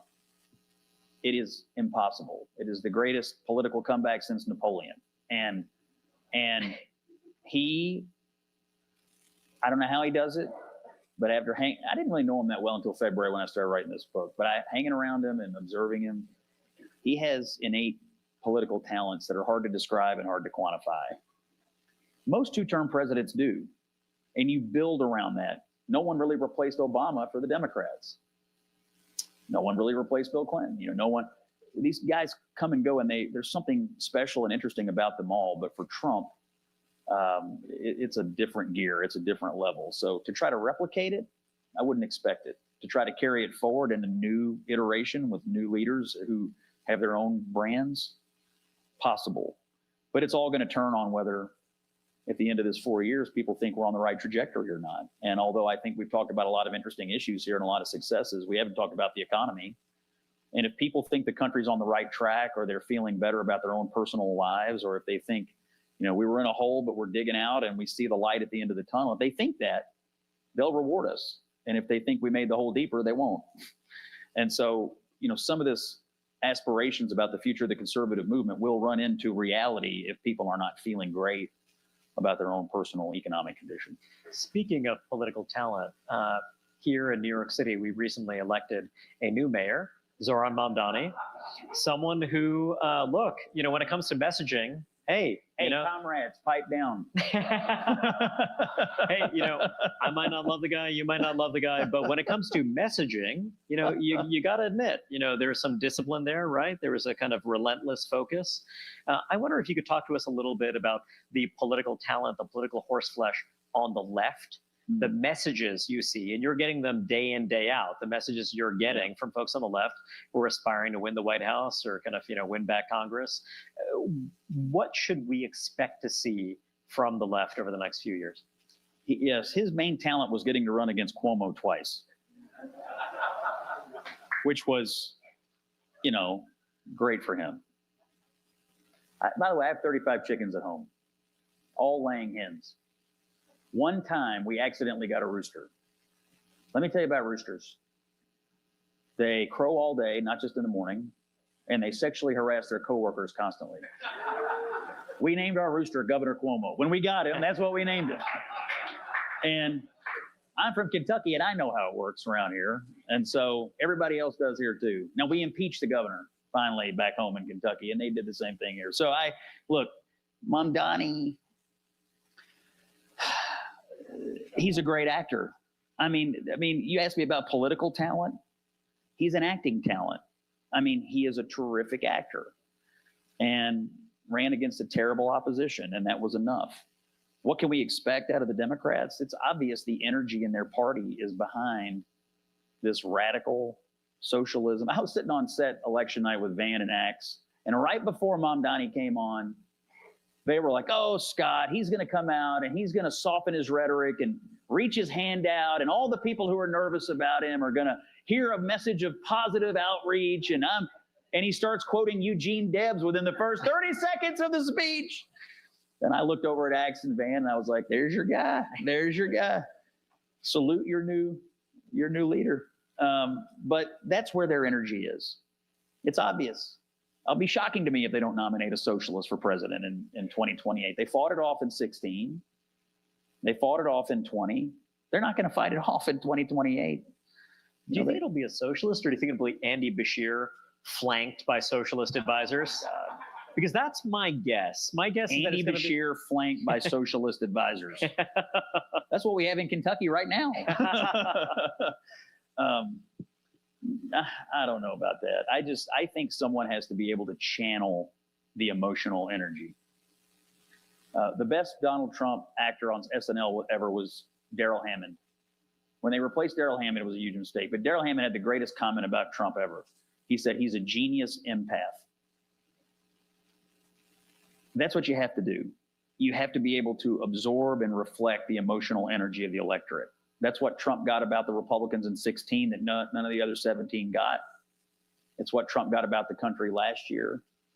It's what Mamdani, I guess, got about, enough people here in New York. You have to be able to absorb and reflect the emotional energy of enough people to win. Okay. That is the line, because I did watch this earlier. That is the line I've been waiting for. the essence of populist rhetoric. You have to be able to absorb what the people absorb and reflect what the people are thinking emotionally. Literally, his talk about saving Western culture is bullshit. It's a dichotomy, and I wish I were there to ask him about it. The founders of our great nation literally built a system to deflect popular sentiment. This motherfucker, I would remind him of Madison. I would remind him of the Federalist Papers, Hamilton. Dude, this dude thinks we're all stupid. It's literally, he is not reflecting the founding fathers with this. Politicians need to reflect back the popular sentiment. They were afraid of mob rule. I literally love hearing idiots who obviously want to insult everyone else's intelligence.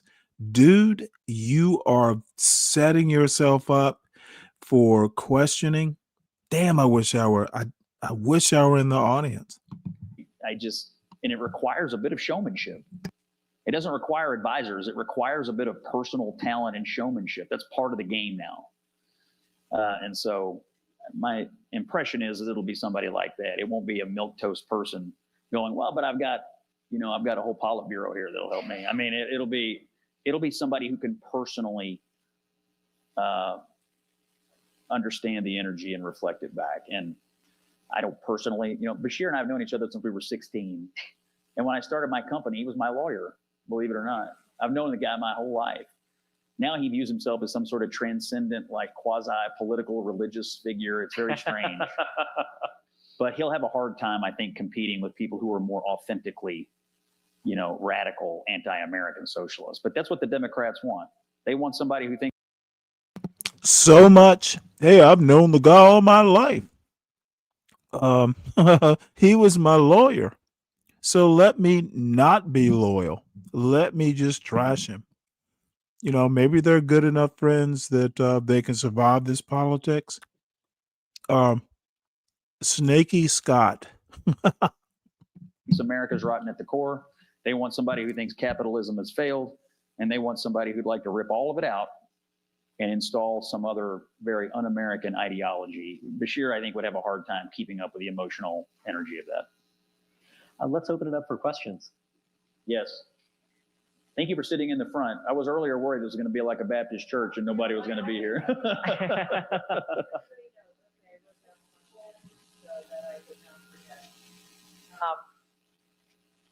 So you have a very plain-spoken, common sense commentary, but it also brings a kind of delight to the audience.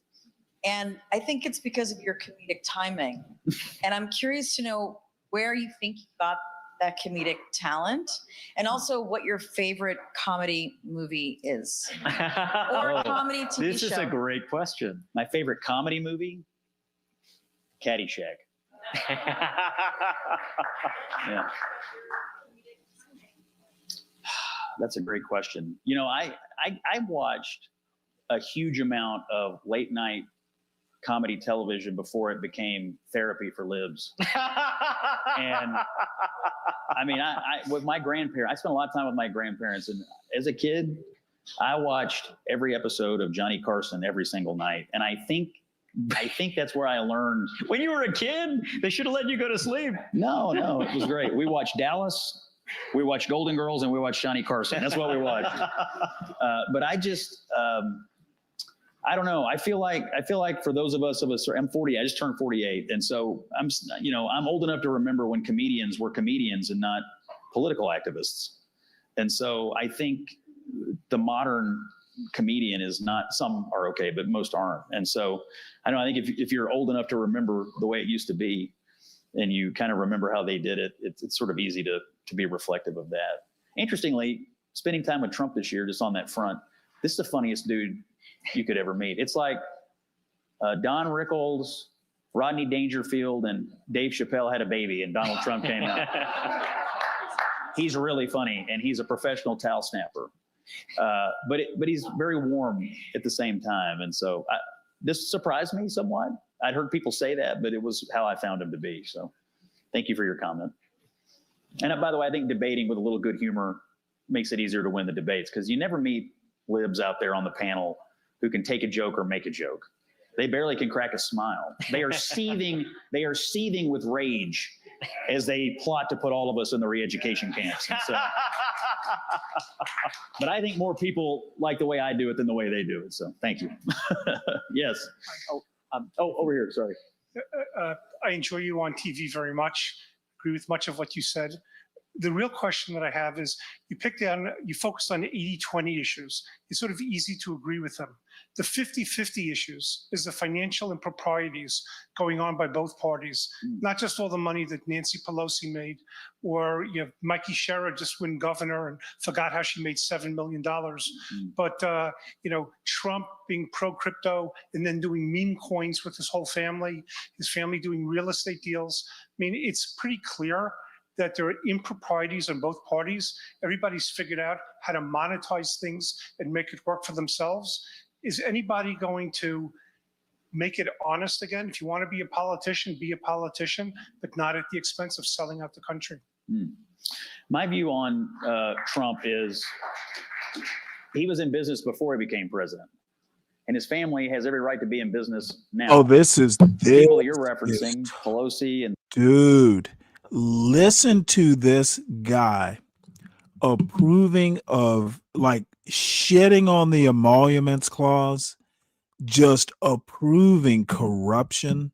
And the way he flips it back on the Bidens is classic. This motherfucker is just a clown. And I hope Kentuckians do not allow this fucking dude. Listen to how he just basically tells us why we should be okay with Trump making billions off the United States presidency. Oh, and then I'll have something to say afterwards. The Bidens and all, they were never in any business at all, except the business of politics. And I regard that as a key difference. I do think it's important to keep things separate, but I think Nancy Pelosi and what the Bidens did to use information that they. Oh, and by the way, Nancy Pelosi, at least her husband, they were in business. She was a housewife before she became a member of the House. Her husband was in business. Why don't they get the same latitude? The motherfucker is a hypocritical, disingenuous Scotty the Snake. They had to enrich themselves is a far cry from a business family being in business their entire life and getting into politics for a short period of time.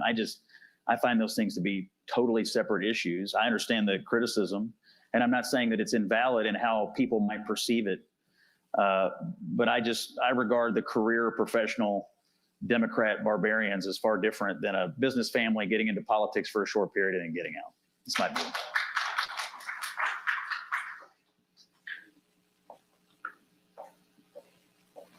Notice he only got a couple claps. Trump originally brought up the immigration issue and said they're not sending their best, murderers, rapists, etc.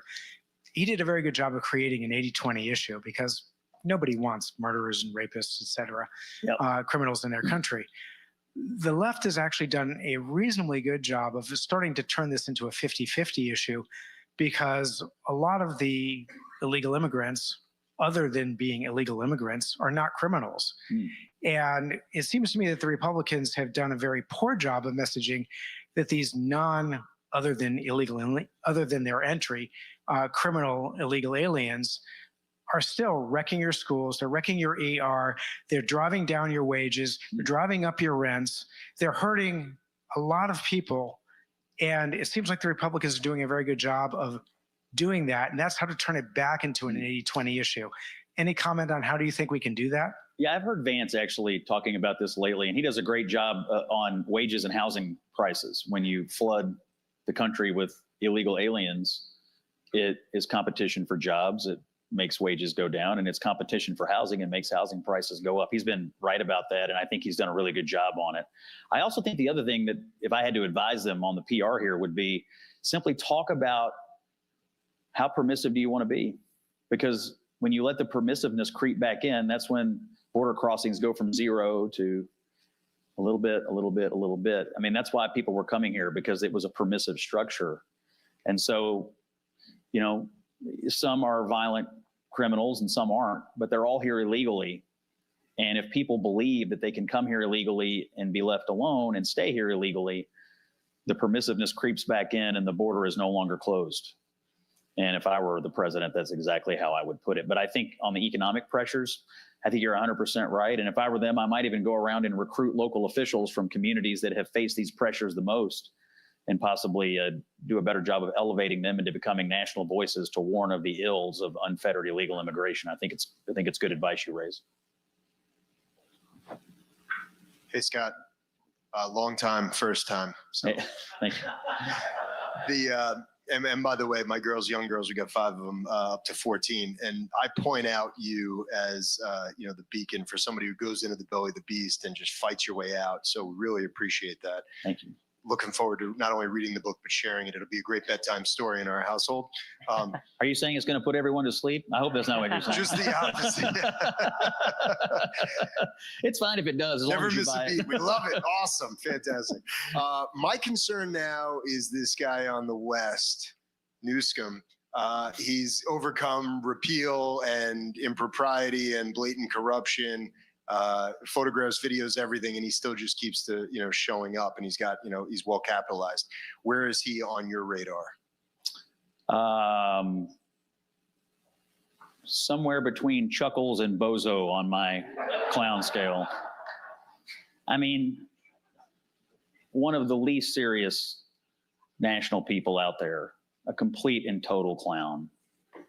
And now there are Democrats, so they sometimes nominate complete and total clown, oftentimes nominate complete and total clown. So I guess I shouldn't discount it totally, but he is so inauthentic.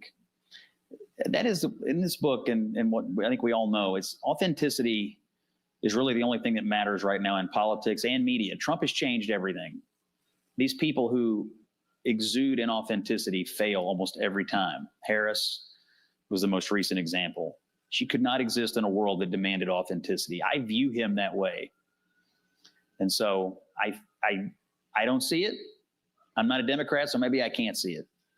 But I think that if you want to turn the rest of the country into California, that's a choice.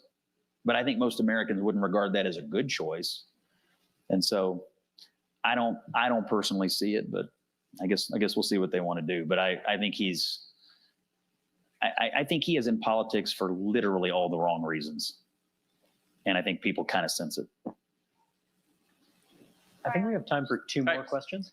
So Scott, thank you so much for taking the time to come out to New York City, which is a very crazy place to live, obviously. But there is a crisis amongst young men, particularly young Christian men, who are lost in finding themselves going into the feeds of the pro-Stalinist individual that you alluded to, whose name I'm not going to repeat.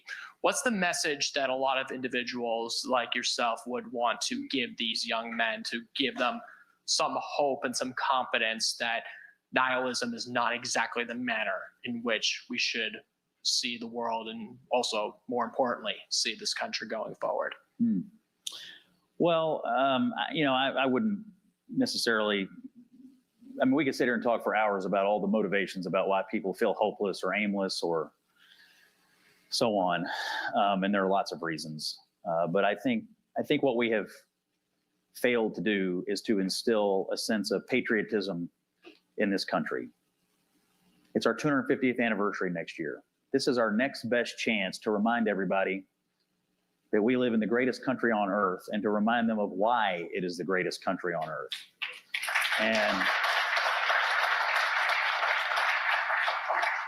And I think people are withdrawn into their own little worlds. They're isolated from other human beings. They don't feel like they're part of a community, let alone feel like they're part of a great country. And we could start with reminding them that, no, you're part of a great country, but being part of a great country means you also have certain responsibilities to yourself, to your family, to your community. I think we have a whole bunch of people in this country who are completely and utterly disconnected from the rest of their world. And when you're disconnected from the rest of the world, it's easy to hate the rest of the world, or it's easy to believe things that are fundamentally un-American. And so I don't have all the answers, but I do know this: if you believe in America and you believe it's the greatest country in the world, you are less apt to believe in some of these old hatreds that are rearing their ugly head. I mean, after all, it wasn't that long ago that this country relegated that ideology to the dustbin of history. And maybe time we take out the trash again, as far as I'm concerned. But I just think it all starts with a sense of reteaching people what it means to be an American, not just as. This is why America is fucked up. What I'm hearing, and I'm just translating, he didn't say it, verbatim, but America is exceptional. It can't get better. That's what I'm hearing from this fool. It's an abstract theory, but as a personal responsibility. Okay. I believe we have time for one more.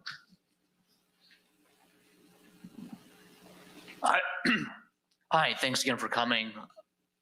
Lots of great things going on now with the administration. My question for you is, what keeps you up at night, and what could Trump, how could he do better at addressing those concerns you have? Well, what keeps me up at night? Losing elections. I mean, honestly, like the biggest danger to momentum is losing the next election. If they win, they will impeach the president again. Okay, again. See, and somehow again, control the Senate. This dude is a political hack. Why would you lose an election? Probably because what you're doing is unpopular. How about, God damn it. I hate these. This is literally an interview in an echo chamber. Why do you think you might lose an election? The reason another party might win is because the people don't like what you're doing and they want the shit stopped. Scott Jennings is a political hack. I think Trump is right about this. They will eliminate the filibuster. If they were to win in 26 and 28, they will pack the courts. They will make DC and Puerto Rico states. They will do a lot of terrible things in a very, very short period of time. So what keeps me up at night is our demonize. I think we do have a lot of good things going on. Otherize the other party. They will do a lot of things. Why don't you just call them demons, evil, and sinners, Scott? Where's your balls? Right now, but it can all come to a screeching halt and go the exact opposite direction in the blink of an eye. So I worry about that. I hope President Trump spends 2026 doing what he does best, which is selling. We've done a lot of great things. He's put a lot of balls in the air, and a lot of them have gone through the hoop. But now it's time to sell. And it's time to sell. A lot of them have gone through the hoop. Been one of the greatest foreign policy presidents we've had. They've gone through the hoop. That doesn't typically move the needle domestically. And so I think it's time to sell. You know what, Dirty? On the domestic front. I do think the big, beautiful. Let me give you, Dirty Dude, and Fred, credit. Y'all are always goddamn right. Dude, I try and give people like Scott Jennings a little bit of leeway. Maybe he's not the hack. And God damn it, y'all always prove me fucking gullible. God damn it. I'm a 60-year-old Pollyanna when it comes to people like Scott Jennings. That's why there's no link in the goddamn, in the chat right now. I am a 60-year-old Charlie Brown falling for Mike and JB being two white girls. The Lucy, the mother, dude, I will start dealing harshly with people that are just annoying. We might have to thin down this 257 back about 10 people, and I'll just have to take the hit.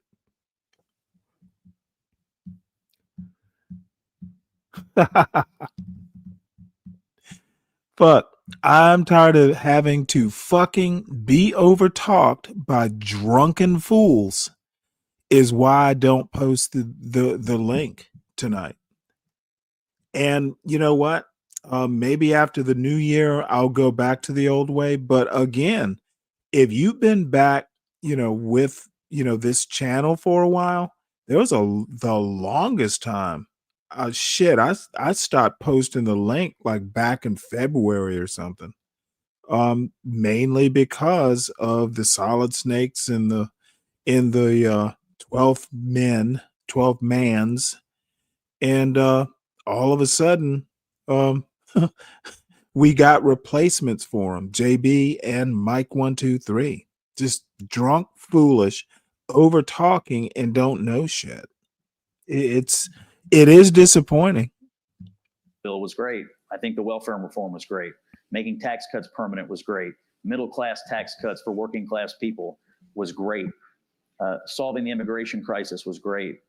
But what we talk mostly about with him right now is foreign policy. And look, I'm a motivated guy when it comes to foreign policy, but most voters are motivated by domestic issues. So I want them to turn him back into the middle of this country and go out and remind people why we kicked their asses to the curb last year and put him back in. And I know that he can do it.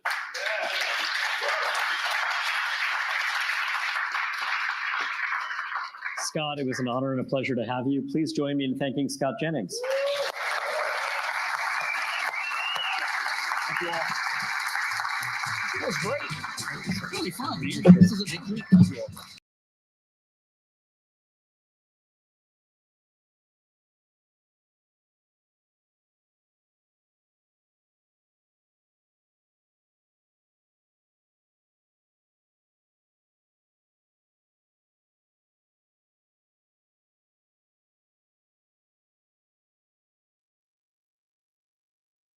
Sorry about that, folks. I clicked the wrong button and booted myself from this.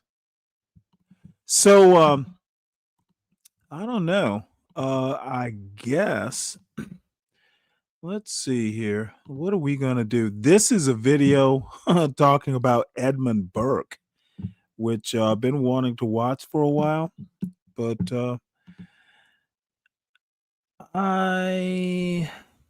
damn.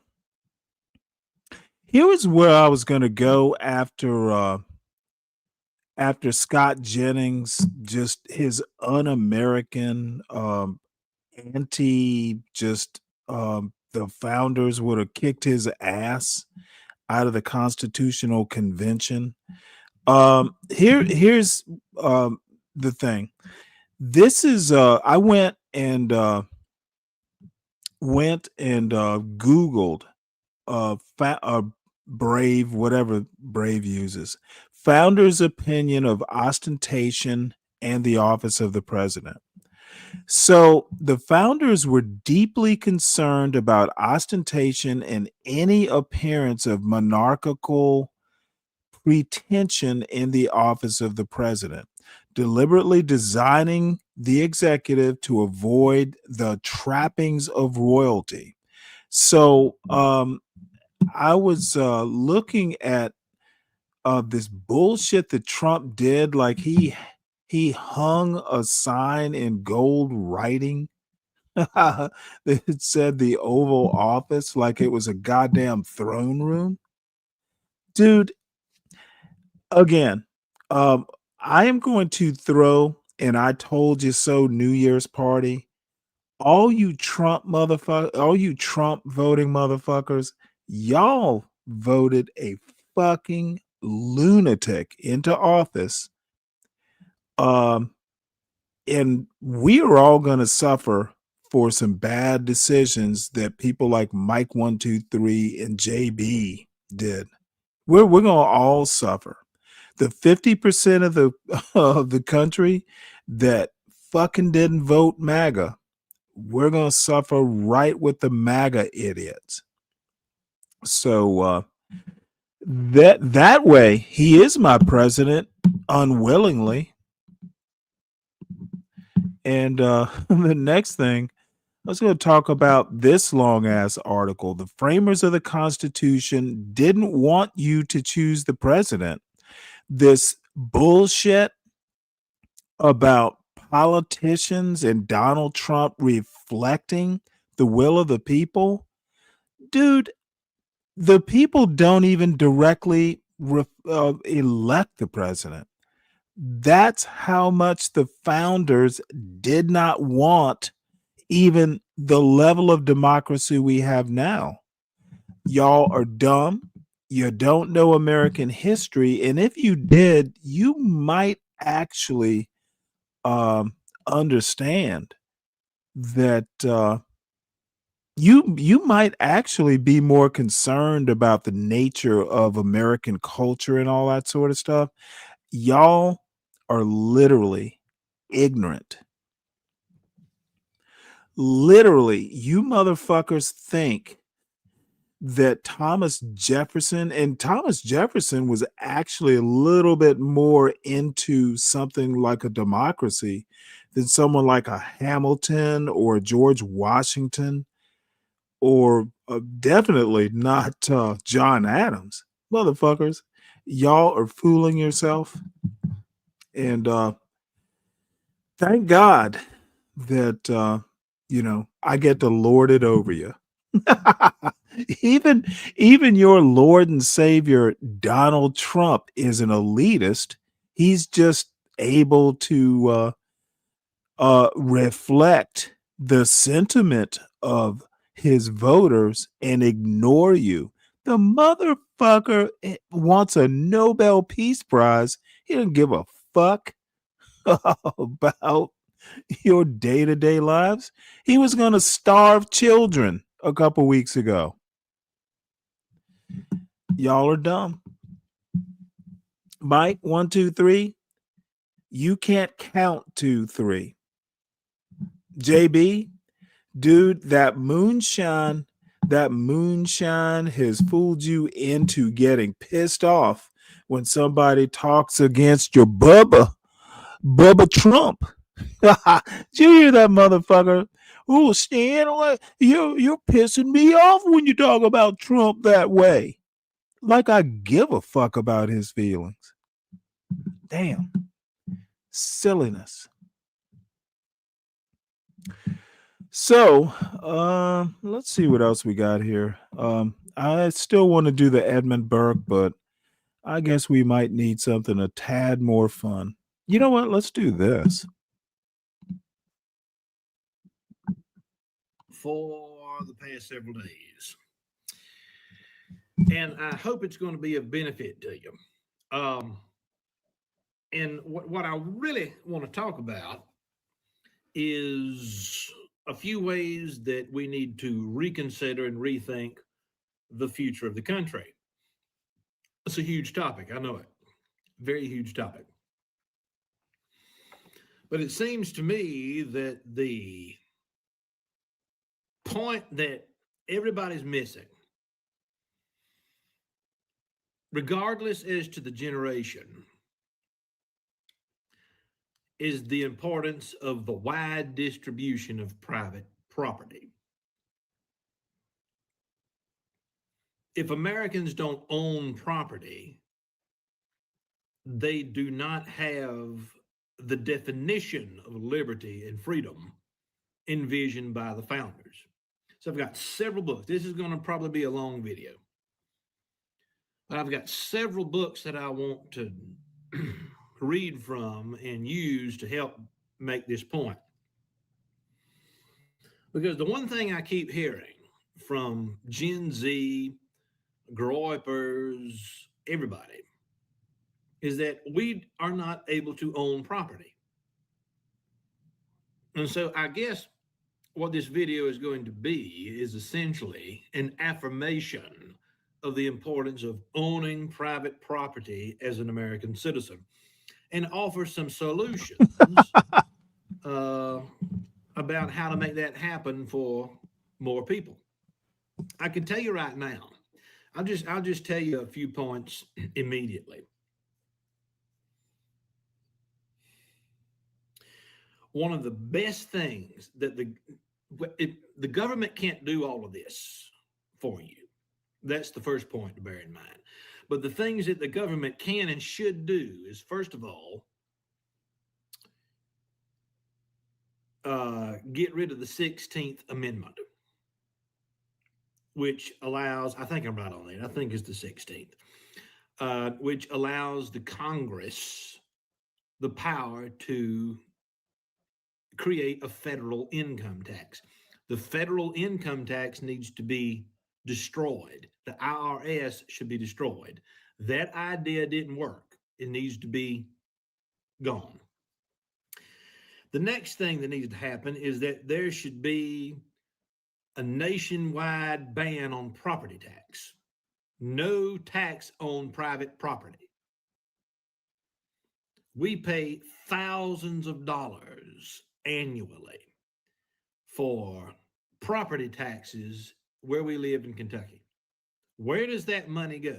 A good chunk of it goes to the public school system, which we do not use because we homeschool our children.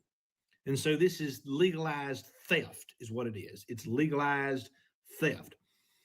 The only person I have heard say anything remotely like this is the governor of Florida. And he has said we need to get rid of property taxes nationwide. If you got rid of property taxes, that would be a huge benefit to people who want to own private property and who may not want to own it or can't own it because they can't keep up with the taxes. Property taxes is unconstitutional. It's un-American. It should not be tolerated. Taxation is what created the revolution in the first place, in one sense. There were other factors, but illegal taxation had a lot to do with it. And why are we tolerating property taxes in America? Why are we tolerating it? So I think that young people across America, they want to have a house. They want to start a family. They want to, and forgive me, I should have put some better clothes on for this, but I make videos when the muse strikes. I wasn't going to make a video today, but I want to do it. I'm interested in doing it right now. Owning property is the American dream. It should always remain the American dream. And so I've got some books that I want to read from to kind of pull this point together with some other people and their ideas, not just mine. So the first book I want to talk about is Who Owns America?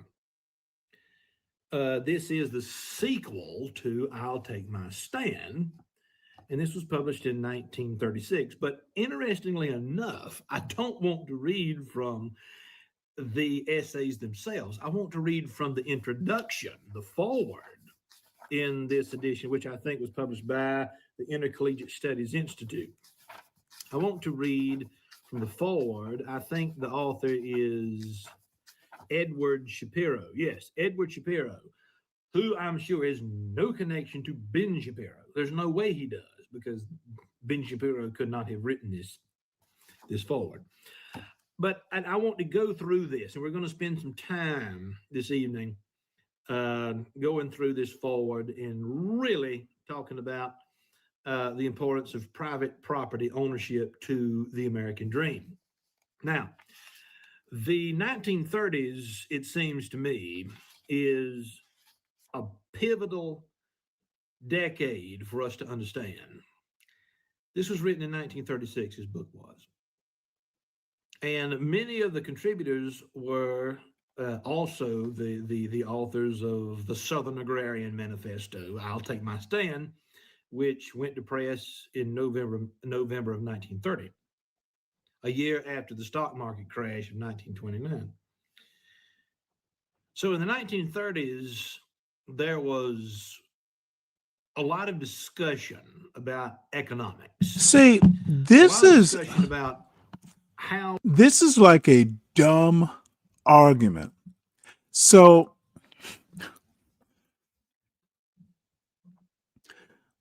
this motherfucker wants to talk about how they did taxes 90 plus years ago. What an idiotic argument. Things have changed, sir. I would reject this argument outright. Tell me why we shouldn't pay taxes now. And here's my bet. I think he thinks that he's going to be able to connect the dots from 1936 to 2026. And he's going to fail. He's not going to tell us why we shouldn't be paying taxes. And by the way he goes, well, it's legalized theft because we homeschool our kids. So the fuck what? Dude, we all have a stake in how how kids are raised. And it's worth the property taxes to make sure that public schools are working correctly. Most people don't have the time to homeschool their kids. They have to work. Dr. Harrelson. Again, using anecdotes to tell everyone else what they ought to be doing. I'll shit on that type of argument every time and laugh when I do it. It's a dumb argument. And you got a PhD? Really? how we can help produce a larger amount of wealth in the United States. And a lot of people were toying with socialism. A lot of people were actually toying with communism. But there were also free market capitalists. But I guess what you could call this is the third way. And Alan Carlson, and I'm going to quote from his book entitled Third Ways in just a minute. But Alan Carlson has studied this for years, which is essentially the argument that it doesn't have to be either or. You don't have to be socialist or capitalist. There is another way of looking at the economy. And in the 1930s, there were several very serious writers and thinkers who were discussing this so-called third way. So I'm going to read. Dude, the third way's like a fucking libertarian way. Why are we fucking talking about taxes in 1936? Can you bring it current, Dr. Harrelson? Read a few points from this foreword by Edward Shapiro. And I hope that we can reach the end of this video with some understanding, a better understanding of options that we have moving forward to create a better future for not only young people, but generations yet unborn in the United States. How about that Southern affectation, folks? So the book is dedicated to, and I quote, the need to restore the widespread ownership of property. Herbert Agar and Alan Tate are the principal editors of this book. Agar has a history around Louisville, Kentucky. Alan Tate, of course, was a member of the original Southern Agrarians, and he's not Catholic yet when this book is printed. I don't think he becomes Catholic until like 1949, 1950, but he's moving in that direction. And so Herbert Agar, in the book's introduction, says this: monopoly capitalism is evil and self-destructive, and that it is possible, while preserving private ownership, to build a true democracy in which men would be better off both morally and physically, more likely to attain that inner peace, which is the mark of a good life. Without private property, without owning a home, there's no inner peace. There's no good life that you can attain. You're subject to the servile state, serfdom. You're working for somebody else.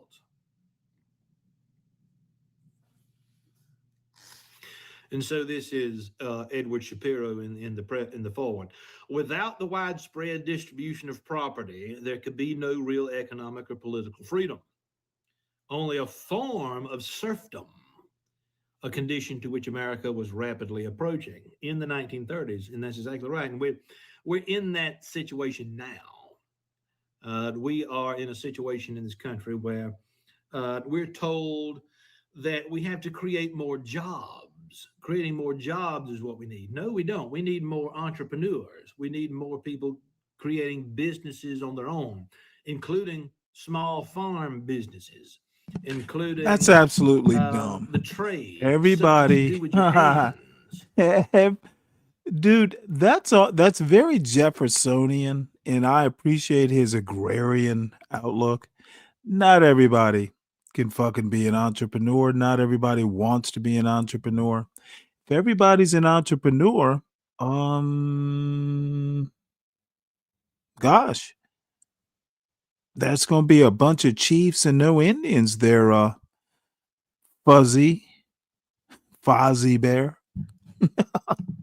It's a lie. One of the greatest lies of modern American society is that everybody has to go to college. You got to go to college, even if it means going into debt. You've got to go to college. That's a bold-faced lie. College is necessary for some people, but college should be primarily about a humanistic education, the humanities, seeking to become a more well-rounded person. But everybody, if making money is your goal, a college education is going to put you in a situation where you're wasting that time. When I was coming up through, I knew when I was 16 years old that I wanted to be a historian, and I wanted the credentials to be a historian because I was so intellectually curious. I wanted college. I wanted graduate school because I wanted to read. I wanted to spend that period of my life learning and soaking up as much as I could about American history, about Western civilization, etc. And so that's what I chose to do. But if you want to start a business at 18, if you want to make a lot of money so that you can, do whatever, start a family or start a business, you don't need college for that, because the university system is getting rich off of telling you that you need to go to college in order to be a successful American. You don't need to go to college to do that. Actually, you can receive a better education. If really what you want is an education, you can receive a better education by simply reading books at home an hour or two every day. But let's move back to the book.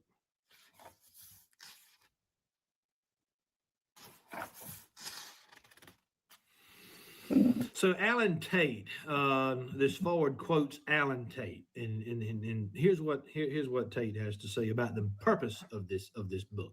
The general purpose of the book will be to define what at present we are calling a genuine conservative revolution. We are in the midst of a revolutionary process in this country. But to what extent it is defined in the mind of the administration of Franklin Delano Roosevelt, the point that is capitalized, he capitalizes the term conservative revolution, Alan Tate did. And that's exactly what we are having to deal with now in America. We need a new conservative revolution, not one in which we create something new, but a revolution in the sense that we bring the circle back around. We revolve. We come back around to an original point that holds a great deal of meaning to a vast amount of Americans. And I'm back on the forward here.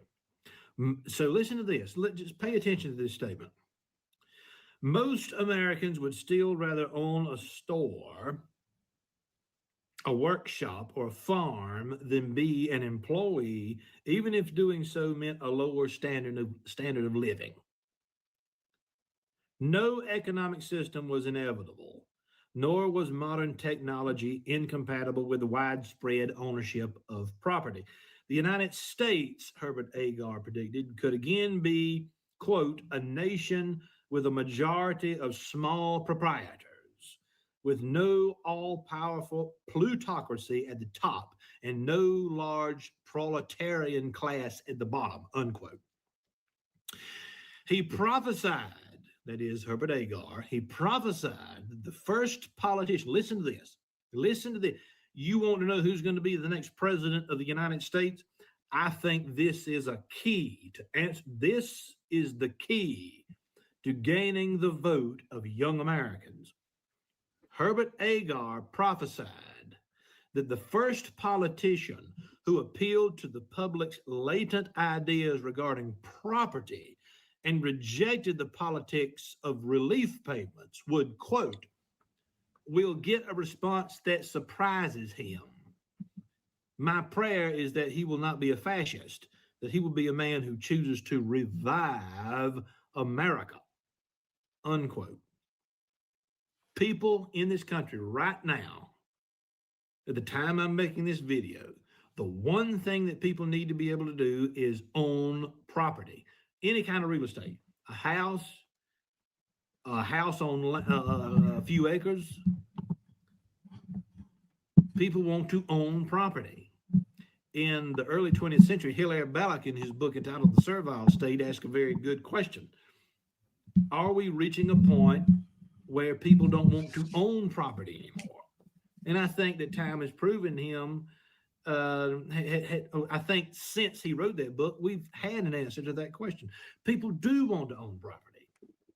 And we'll get into the reasons why that is the case when I bring out a couple more books.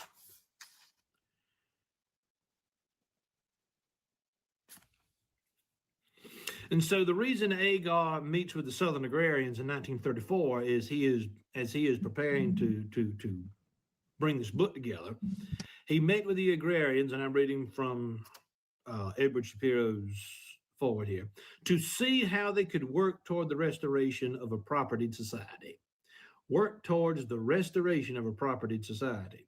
Because what happened when Calvin Coolidge was president, and when the 1920s, they called it the Roaring 20s, a lot of people had a lot of discretionary income during the 1920s. And after World War I, many young Americans who were raised on farms moved to cities. And they left the agrarian lifestyle because the economy was booming. The automobile was coming into existence, and Henry Ford was making it more affordable for an average American to own an automobile. But with the stock market crash of the fall of 1920, let's see, how much more of this do we have? We got about 17 or so minutes left, and I think I'm gonna end it after this. I see T is gonna be starting a show about then. And I'm kind of tired. I've been up since very early this morning, and I'm gonna have to get up early again tomorrow. So, and I have neglected to do my commercial. Everybody, please make sure you hit the like button, and if you are new, please subscribe to the show. Um, Try it out. If you do like it, stay and recommend. Um, we are trying to get monetized at some point, hopefully in the near future. And the Sovereign Beer Fund is open. Um, if I do an afternoon show tomorrow, it's going to be very brief. We probably will be doing, believe this or not, kind of a pre-Thanksgiving show about this time tomorrow night. And it won't be anything, awesome. Just a couple of turkey cooking videos and and maybe I'll talk about, the history as it were of Thanksgiving. And oddly enough, I had no idea Thanksgiving started with Abraham Lincoln. Some lady, the lady who wrote "Rockabye Baby," the poem, and the I don't know whether the poem was written and then the music was added. Just how that worked, I'd have to research it more. But there was an actual woman who wrote "Rockabye Baby." Um, As the wind blows, the bow will rock, all that sort of stuff. And she convinced Abraham Lincoln to, take Thanksgiving holiday seriously. And apparently it happened during the Civil War. So Thanksgiving has an odd history. And it is my favorite holiday. The rest of them I could take or leave, to be honest. So Sovereign Beer Fund open, support the host. Support the host by supporting the show. To do the show even as disastrously as I tend to do it, there are a lot of newspaper subscriptions, YouTube Premium, a lot of things that go on behind the scenes just to, kind of bring, some at least, content, some stuff we can research. So do support the show. And let's see, Mike is writing something here. Stanley, we all know that statement was fraudulent. Do better. Why couldn't you say that types of cigars or something? I don't know what types of cigars other than you like them long and brown.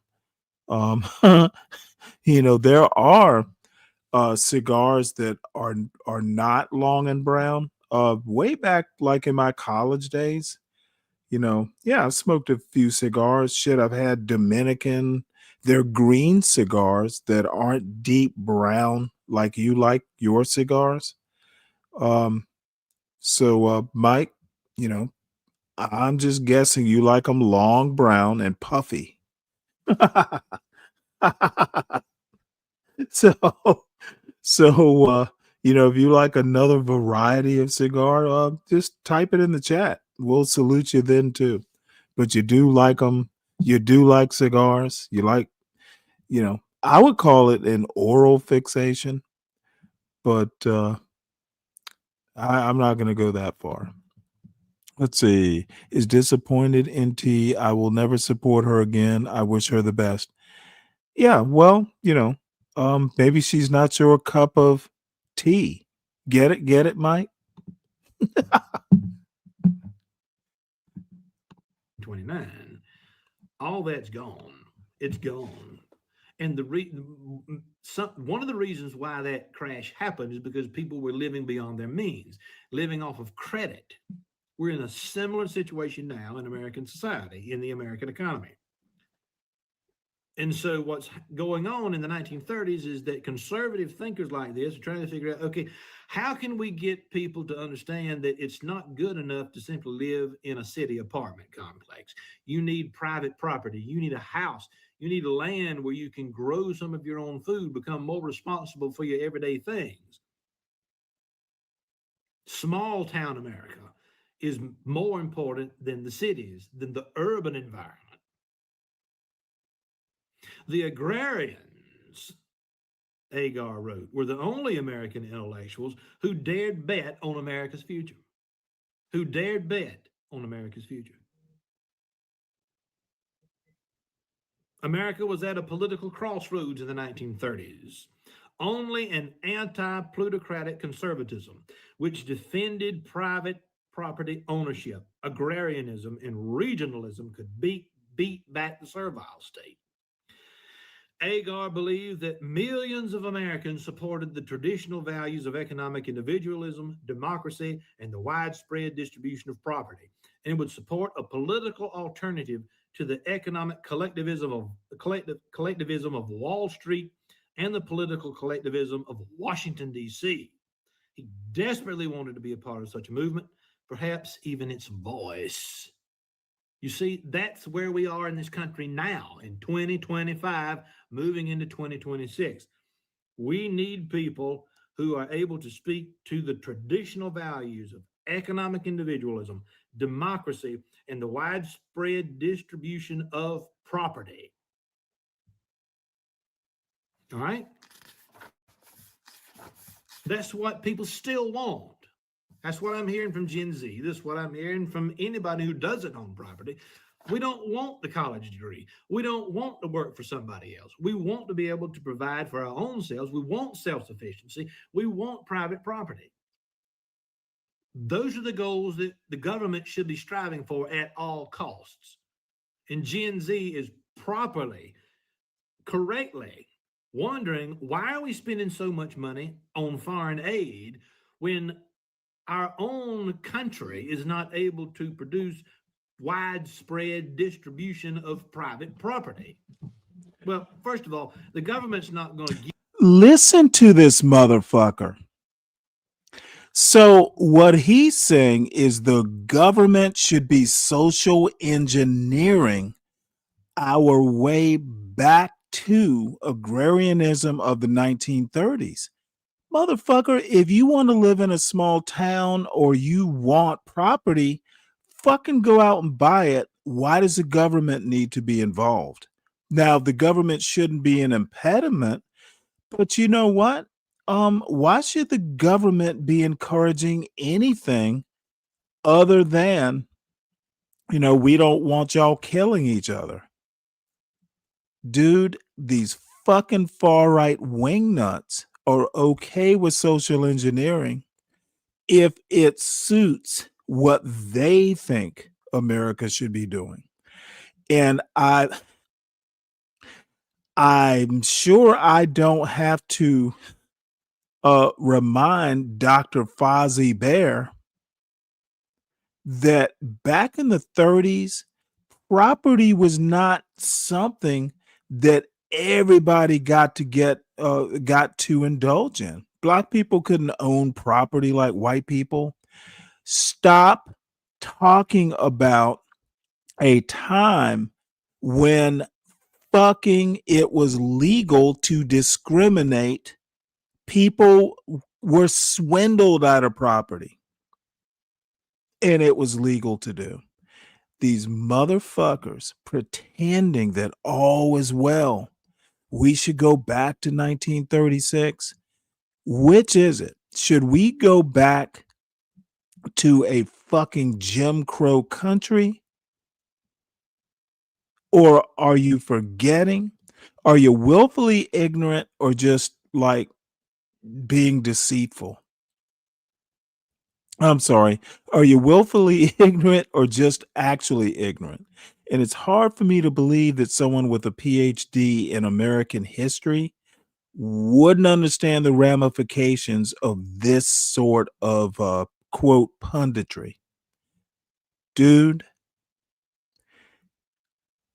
you might as well just say you're a racist and we want to go back. Give you a home anyway. What the government needs to do is get out of the way, get rid of private property taxes, get rid of the federal income tax. They is right, One of Dirty. the worst things that happens to a person who starts a small business, as they're first starting out, they have to pay so much money in income tax to the state, to the federal government. That should be removed. The Constitution, the founders envisioned the federal government being funded by tariffs, not an internal revenue service. That is incorrect. How do you think fucking income taxes even came into being? Because it was unconstitutional? Dude, the Constitution is not a stone tablet, you moron. And if they intended tariffs to be the way the country was funded, why did they get rid of it around about 1898 or so? Because it was robber barons taking over the shit, like what's about to happen. That's why Trump wants tariffs. Dude, he and his billionaire buddies want to fucking turn it back into the Gilded Age. And morons like you want to facilitate it. Dude, I simply cannot believe that this isn't a more even-handed approach to this. The Gilded Age was only gilded for like rich people, the Vanderbilts, the fucking Carnegies. You wouldn't have all those books back in 1936 because you wouldn't be able to afford them, sir.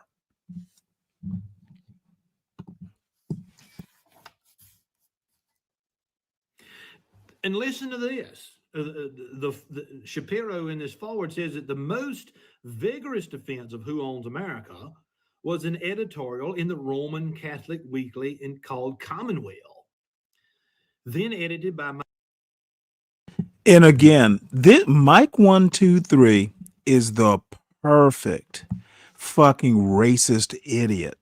Now, when did I talk about slavery? I have not mentioned slavery at all. Well, stay stuck on 400 years ago, Stanley.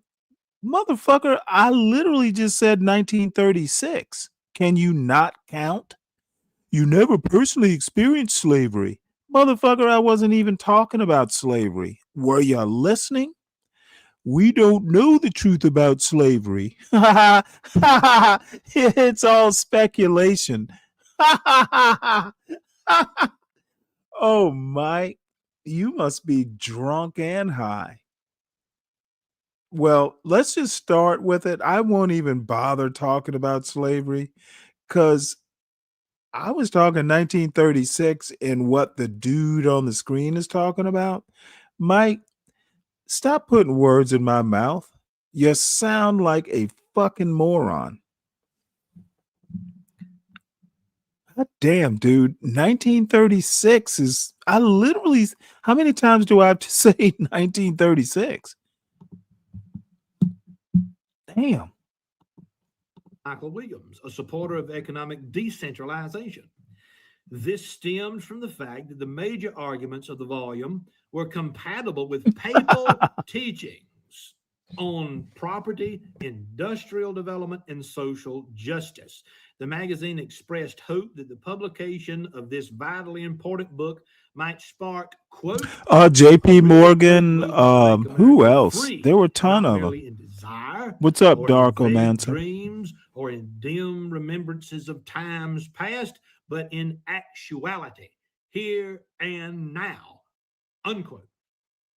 It predicted that the first political leader to come out for a conservative revolution to restore property ownership would find Americans flocking to his standard. And this is a quote from Michael Williams in the Roman Catholic Weekly Commonweal. Quote, and it would not be his personal standard. Big difference between modern conservatives in older conservatives now. It would not be his personal standard. It would be the standard of traditional American liberty. That real liberty, which cannot exist, materially speaking, in any nation, unless the determining mass of the nation is constituted by individual, by individuals and families and free groups possessed of true property in land and in houses and in tangible things, not merely jobs and some paper holdings of shares and enterprises in the direction of which they have no part.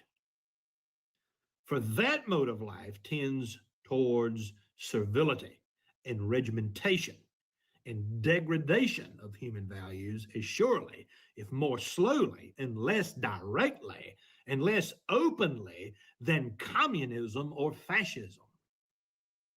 You might want to turn the video back and listen to that quote again a couple times.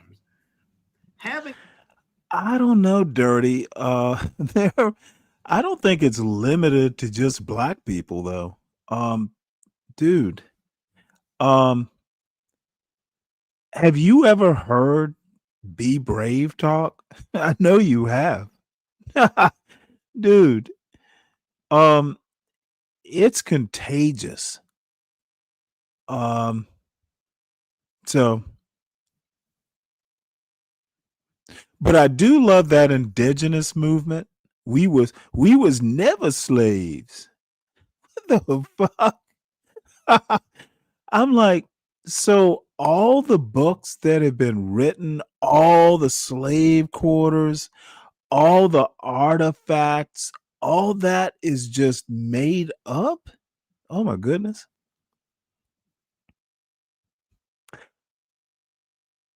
Yeah, it is sad. To be honest, Dirty. I know how you feel. A job is not the American dream. Owning a business, owning a home, owning productive land, that is the American dream. It's always been that way. It doesn't matter when the government says we've created so many jobs over the course of the past 2 No, years. sir. No, sir.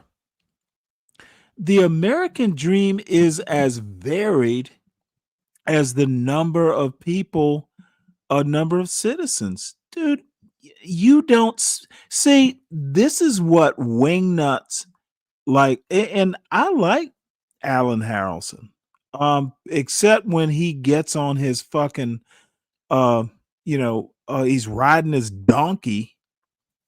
Dude, we do not need to go back to 1936.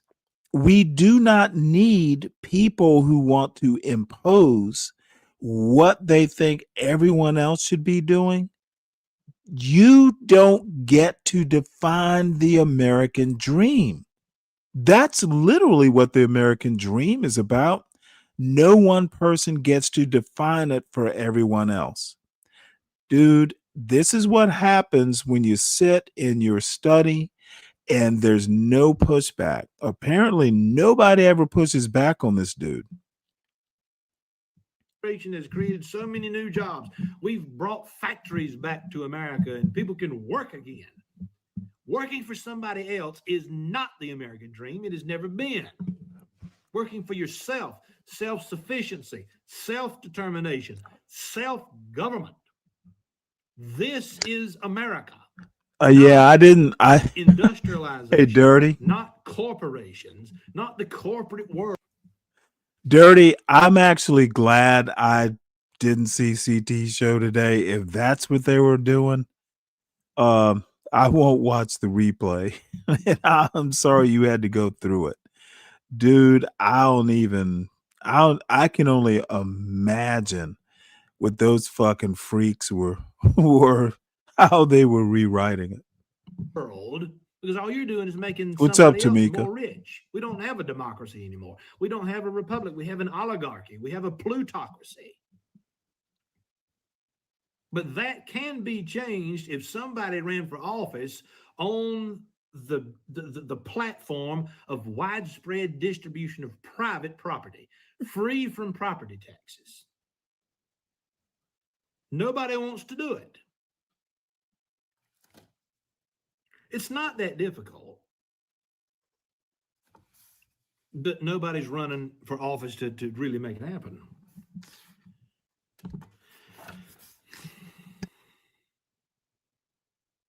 Thank God politicians know enough not to bring us that wingnut bullshit. Out of this. Yeah, I would be. That's enough out of that. I've got other things that I want to go to. All right, so a book that you may or may not know about, Origins of Southern Radicalism, written by Lacey K. Ford. This is published in the late 1980s. And Lacey K. Ford been at the University of South Carolina for a long, long time. This is a history of the South Carolina upcountry from 1800 to 1860. So the one thing that is so important to me about this book is his description of what used to be called country republicanism, based in private property ownership. Most people had this understanding of the antebellum South as being filled with huge plantations with a white family that owned a whole bunch of black families, and that's what Southern agriculture looked like. No. The majority of landowners in the South were smallholders. They were yeoman farmers. They were small farmers. They were not large plantation owners. And so I appreciate Lacey K. Ford's description in this book of what's called country republicanism. So let me read from Lacey K. Ford here for just a few moments.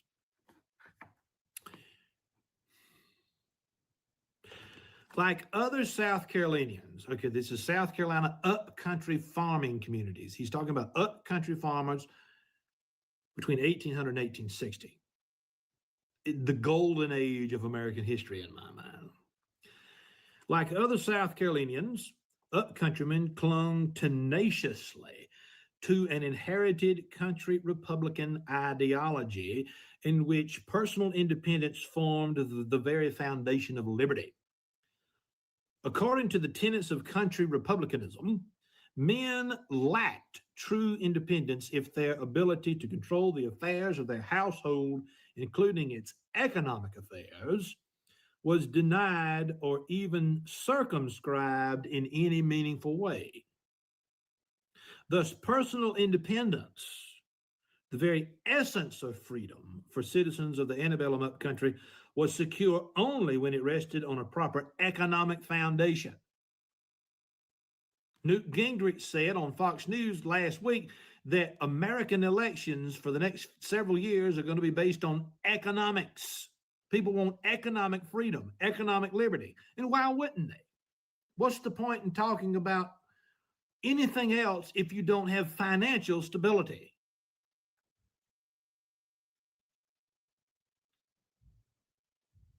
The surest guarantee of personal independence, most South Carolinians believed, was a system of political economy, listen, based on widespread ownership of productive property, land, agrarianism, the agrarian tradition. This is the answer to make this country great again. It's not Donald Trump. It is the land. It is private property ownership.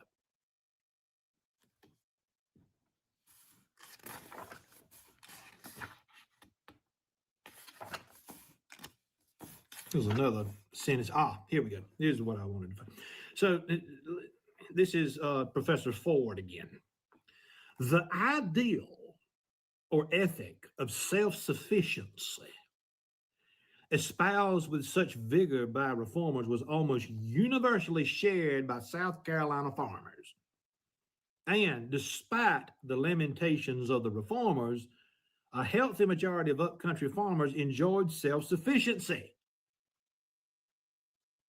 But the shared ideal of self-sufficiency, an ethic which was at least partially political in origin, did not reflect any lingering commitment to a hermetic subsistence economy.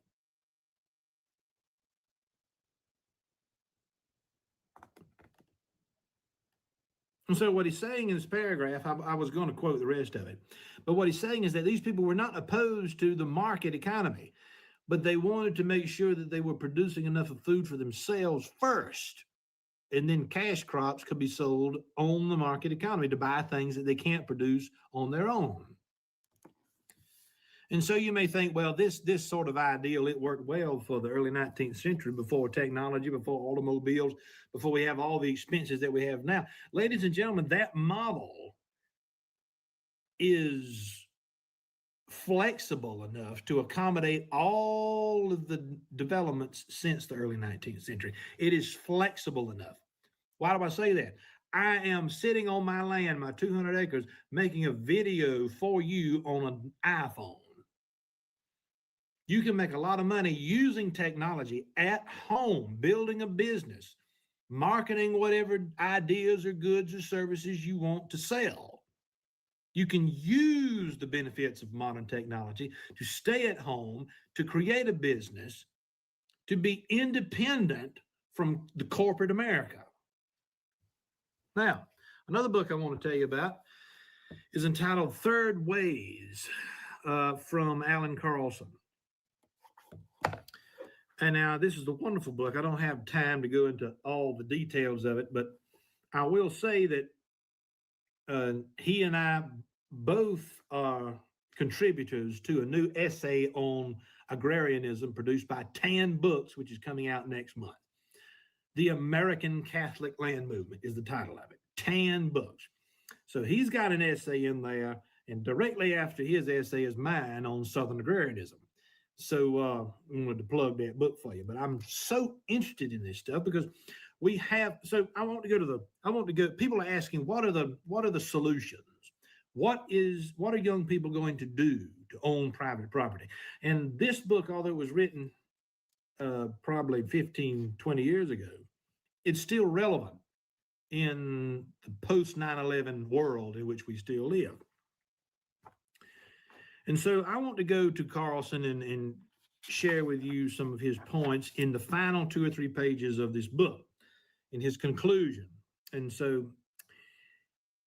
he's echoing Thomas Jefferson's agrarianism. He is echoing, and Carlson, by the way, who I'm pretty sure is a devout Catholic, he has to be. I mean, my God, he's of course he is. But I didn't know he was Catholic when I first read this book 15, 20 years ago. And quite frankly, it wouldn't have mattered to me if I did know it. So Carlson describes 3 or 4 different aspects of a model that we can use to move forward, to create a better country. And the first point that he makes is this: treasure private property as the foundation of a free society. Treasure.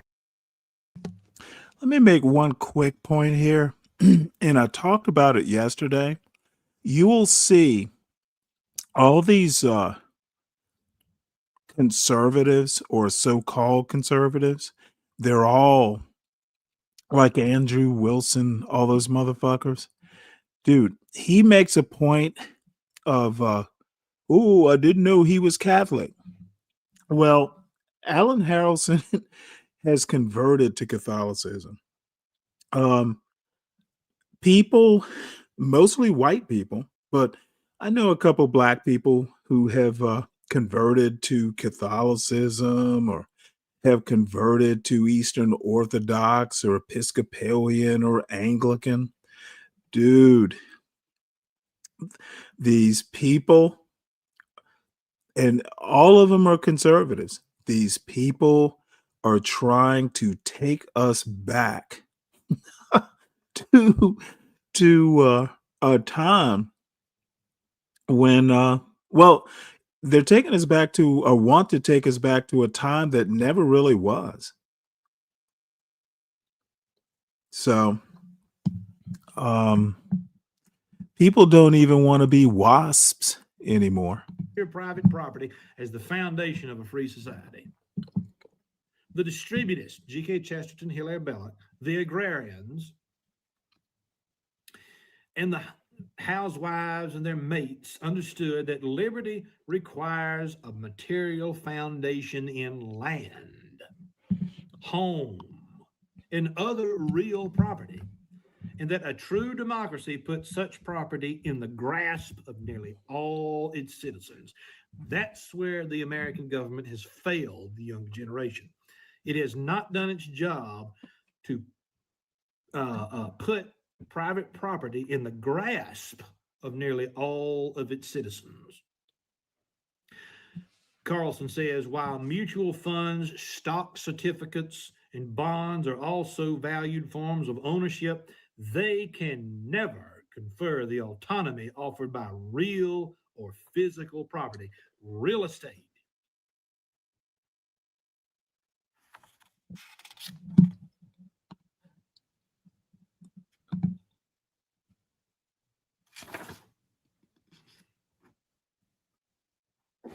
So that, I think, is the most important point of the most important point that Carlson makes there. Oh, wow. So what's going on? Well, Gen Z's pissed, and rightfully so, that they're not able to own houses and land and private property. So my encouragement would be to find a way for those of us who are concerned about. Okay, well, what happened? What happened to the advice that used to be given to young black folk? Tell these Gen Zs to pull themselves up by the bootstraps. Work harder. The fuck? it is so hilarious to hear the hypocrisy. Tell Nick Fuentes and the Groypers to pull themselves up by their bootstraps. That's what you told us back in the 80s, the black folk like me. This is why nobody wants to be a white baby. It's literally the birth rate is falling because nobody wants to put up with this fucking bullshit. Dude, babies don't want to be born to hypocrites. Babies don't want parents that have double standards. So, my recommendation is, if you want to solve the birth rate issue, fucking start reckoning with American history and stop being hypocrites, and God will bless you with offspring.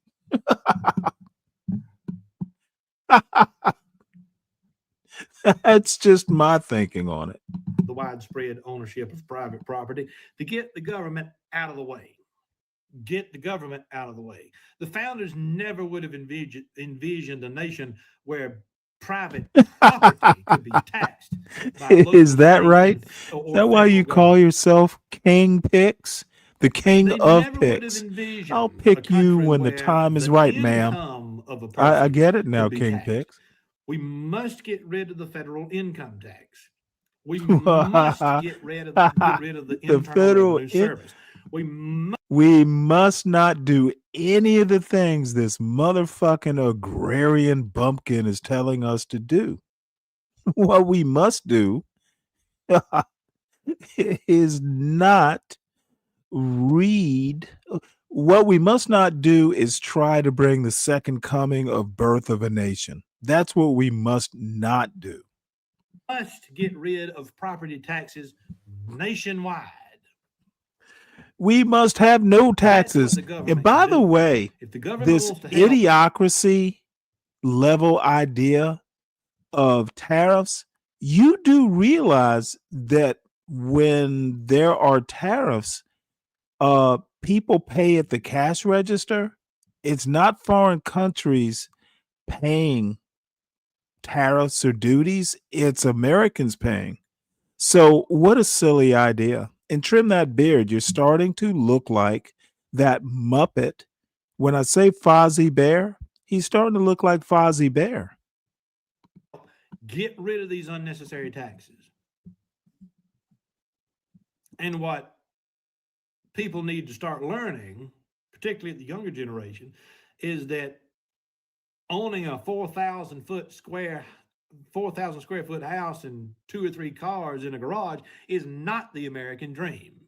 The American dream is to own land, property that you can use to create things that are. Who here remembers Green Acres? Green Acres is the place to be. That's literally what this fool sounds like. Are important for everyday life. Grow some food. Create a business on your land. Put a little shop on your land. Put a little Create a shop farm on your land. business. We need to get out of this mindset that teaches that Americans are doing well if they're working for somebody else. No, nobody wants to do that. Nobody wants to go and work for somebody else 40 hours a week. We need to come up with a way for the economy to support people who want to start their own thing and be self-sufficient in the way they make a living. Okay. And so this is... All I have to say is that if you move to middle of nowhere Kentucky and you're willing to live there, because out in the hinterlands, things are cheap. Dude, here in Georgia, you can get a decent house for pretty cheap if you're willing to not live in Atlanta or Macon or the middle of Savannah. This motherfucker's acting like this does not exist. Dude, you're out in Kentucky in the middle of nowhere. Of course it can be done. You just have to be willing to live out in the hinterland. And a lot of people are not. Enough for one video, but I've got other thoughts on this that I'll share at a later date. But this is Alan Harrelson with the Pipe Cottage. Thank you for stopping by. Well, thank God that little bit of pain is over. One of the reasons. And this is Obama. You know what? Let's play this and then I'm out of here. This was actually a pretty good short 5-minute clip. That we asked the president to go to Fort Campbell. There was a recognition that, yes, it was great for the SEALs and the Night Stalkers to be the final piece of the puzzle, but make no mistake about it. This was the hundreds of thousands of soldiers and sailors, airmen, Marines, intelligence professionals, foreign service officers that had all contributed to this fight. And that, frankly, were all part of the end game, even if they weren't right there on target. And the best way to have done that, certainly from the Department of Defense side, was to meet with one of the larger elements, which was the 101st Airborne Division. But I remember when you came down, sir, of course, the team was assembled there. And before you arrived, they understood. And these were seasoned operators. These were not young kids, as you know. When you finally met them, I think you were a little surprised by how seemingly long in the tooth some of these guys were. These were seasoned professionals that understood the magnitude of your decision. They had been involved in hundreds of missions before, and all of them understood that at the end of the day, somebody has to make the decision to go. Sometimes it's at the 06 level, the colonel or the Navy captain. Sometimes it's the flag officer level. And then sometimes it's the president of the United States. And they know how hard those decisions are. And they are incredibly bright young men who also understood the kind of the larger political and geopolitical ramifications of this. So for you to show up to thank them, I think they wanted to thank you for making the decision that they knew the risk. They knew that we didn't know whether bin Laden was there. And that was an incredibly bold decision on your part. But the part that I remember most about that visit was after we got through talking to the SEALs and the Night Stalkers, we went over to the 101st. And the plan, at least as I recall, was you were going to get up. We were in a giant hangar, of course. There were hundreds of soldiers out front. You were going to, say some remarks and then kind of shake a few hands, almost a ceremonial shake a few hands. Right. Well, you came off the platform, you went down. Sorry. No, that's how I felt. You went down to start shaking hands. And of course, the soldiers start lining up. Right. And you start shaking hands, and I went to the chief of staff. I said, look, I know the president's got some things going on here, and if he stands there, everybody's going to line up to shake the president's hand. And you kept shaking hands, and finally I kind of saddled up beside you and I said, Mr. President, you don't need to shake everybody's hand. And you turned to me and you said, hey, Bill, this is important to me, and hopefully it's important to them. And you shook 800 hands that day. People were coming from everywhere. When they found out you were shaking hands in the hangar, what you didn't see, which is what I saw, was there was a line outside that hangar. And the kids were lining up, the soldiers were lining up because they knew the president was going to stay there until every single hand. I will tell you, Bill, because I get emotional about this too. Every one of those kids had signed up and said to the country and to me, and the people who are making decisions about how they're going to be deployed, they had said, we are here, we are ready, and we are willing to sacrifice everything to defend this country. And some of them saw action and some of them didn't. Some of them had friends who came back and some of them had friends who didn't come back. Some came back and were grievously wounded. All of them came back with scars that maybe weren't always visible. And, my attitude that day was an attitude that I did my utmost to remind myself every single day.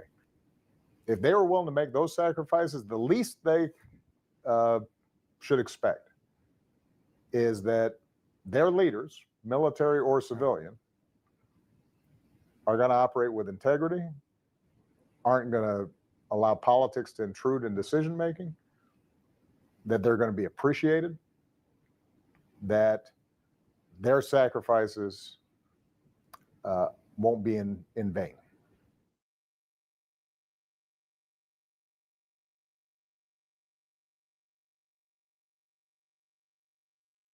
Well, here's where I'm going to go with that.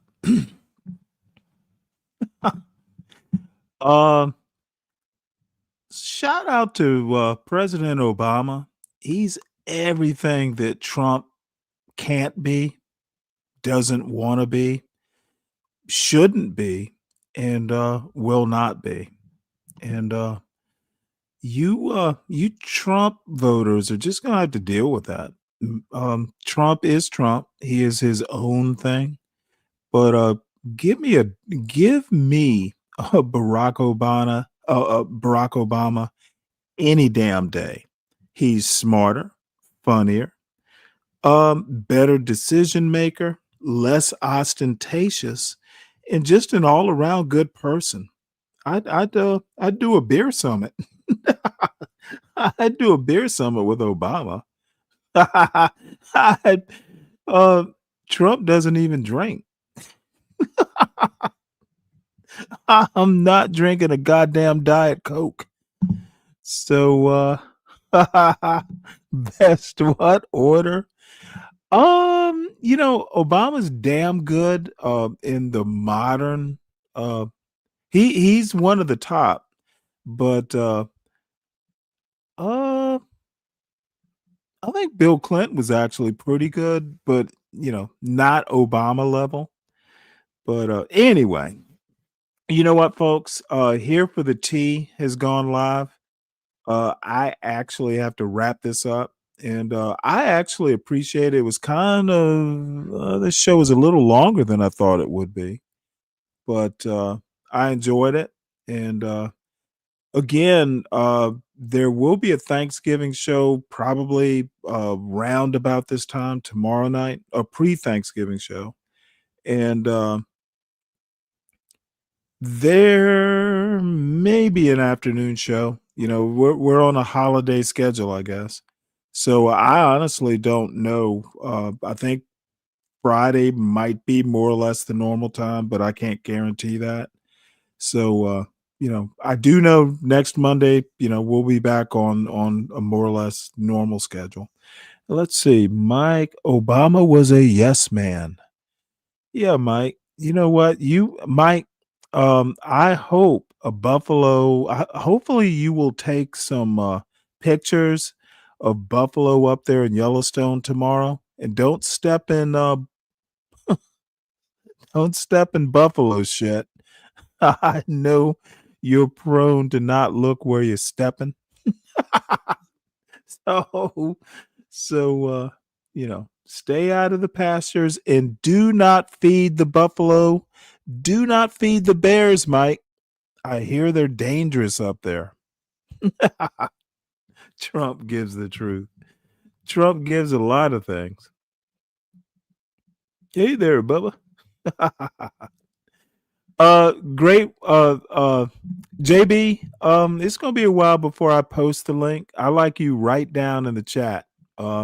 Link will be posted when I want to talk, when I want people up on the panel. I should have done it a while ago, but now that I have, get used to the as a matter of fact, I used to never post the link. It was shit. I went 6 or 7 months and never posted a link. But we all learn from mistakes. What has Trump done? You know what? Trump gave Mike something to talk about. Trump gave something that Mike could come into my chat and bluster and bullshit about. So that's something. Otherwise, Mike would have nothing to talk about. So salute to Mike 123. He has something to talk about now. So anyway, salute Yeti, salute JB, salute Claris. Good to see you, Claris. Mike, King Pix, good to see you. Let's see who else is here. Yeti, of course. Slick Narratives. Always good to see you. There've been a few people back and forth in here. Tamika, of course, Kelvin, Darkomancer. That name is funny. Omancer. Darkomancer. Slick Rick. Brian Nichols was in here. So more or less the usual suspects. So I'll see y'all at a minimum tomorrow night around this time. More than likely I'll do an afternoon show, but it honestly, I got a bunch of food prep to do. Some of this stuff I'm going to start cooking tomorrow, but my son's here to help, so I won't have to do everything. So a hearty good night to you all, and I will see you in T's chat. Y'all go over there. Let me drop her link. And Black Knight, salute to you. You were there. I forgot to mention you. Let's see. T's chat.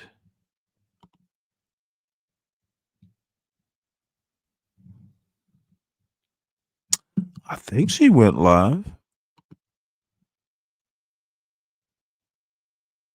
Oh yeah, she did go live. Cool. And who knows? If invited, I might even go up on her panel because I got a couple beers left. So here is T's show, dropping it into the chat.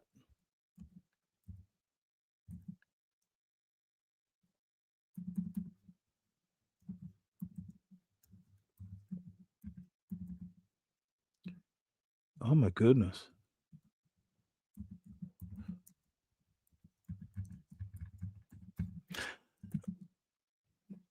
What's up there, Palomino?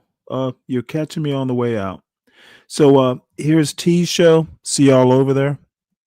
Have a good night.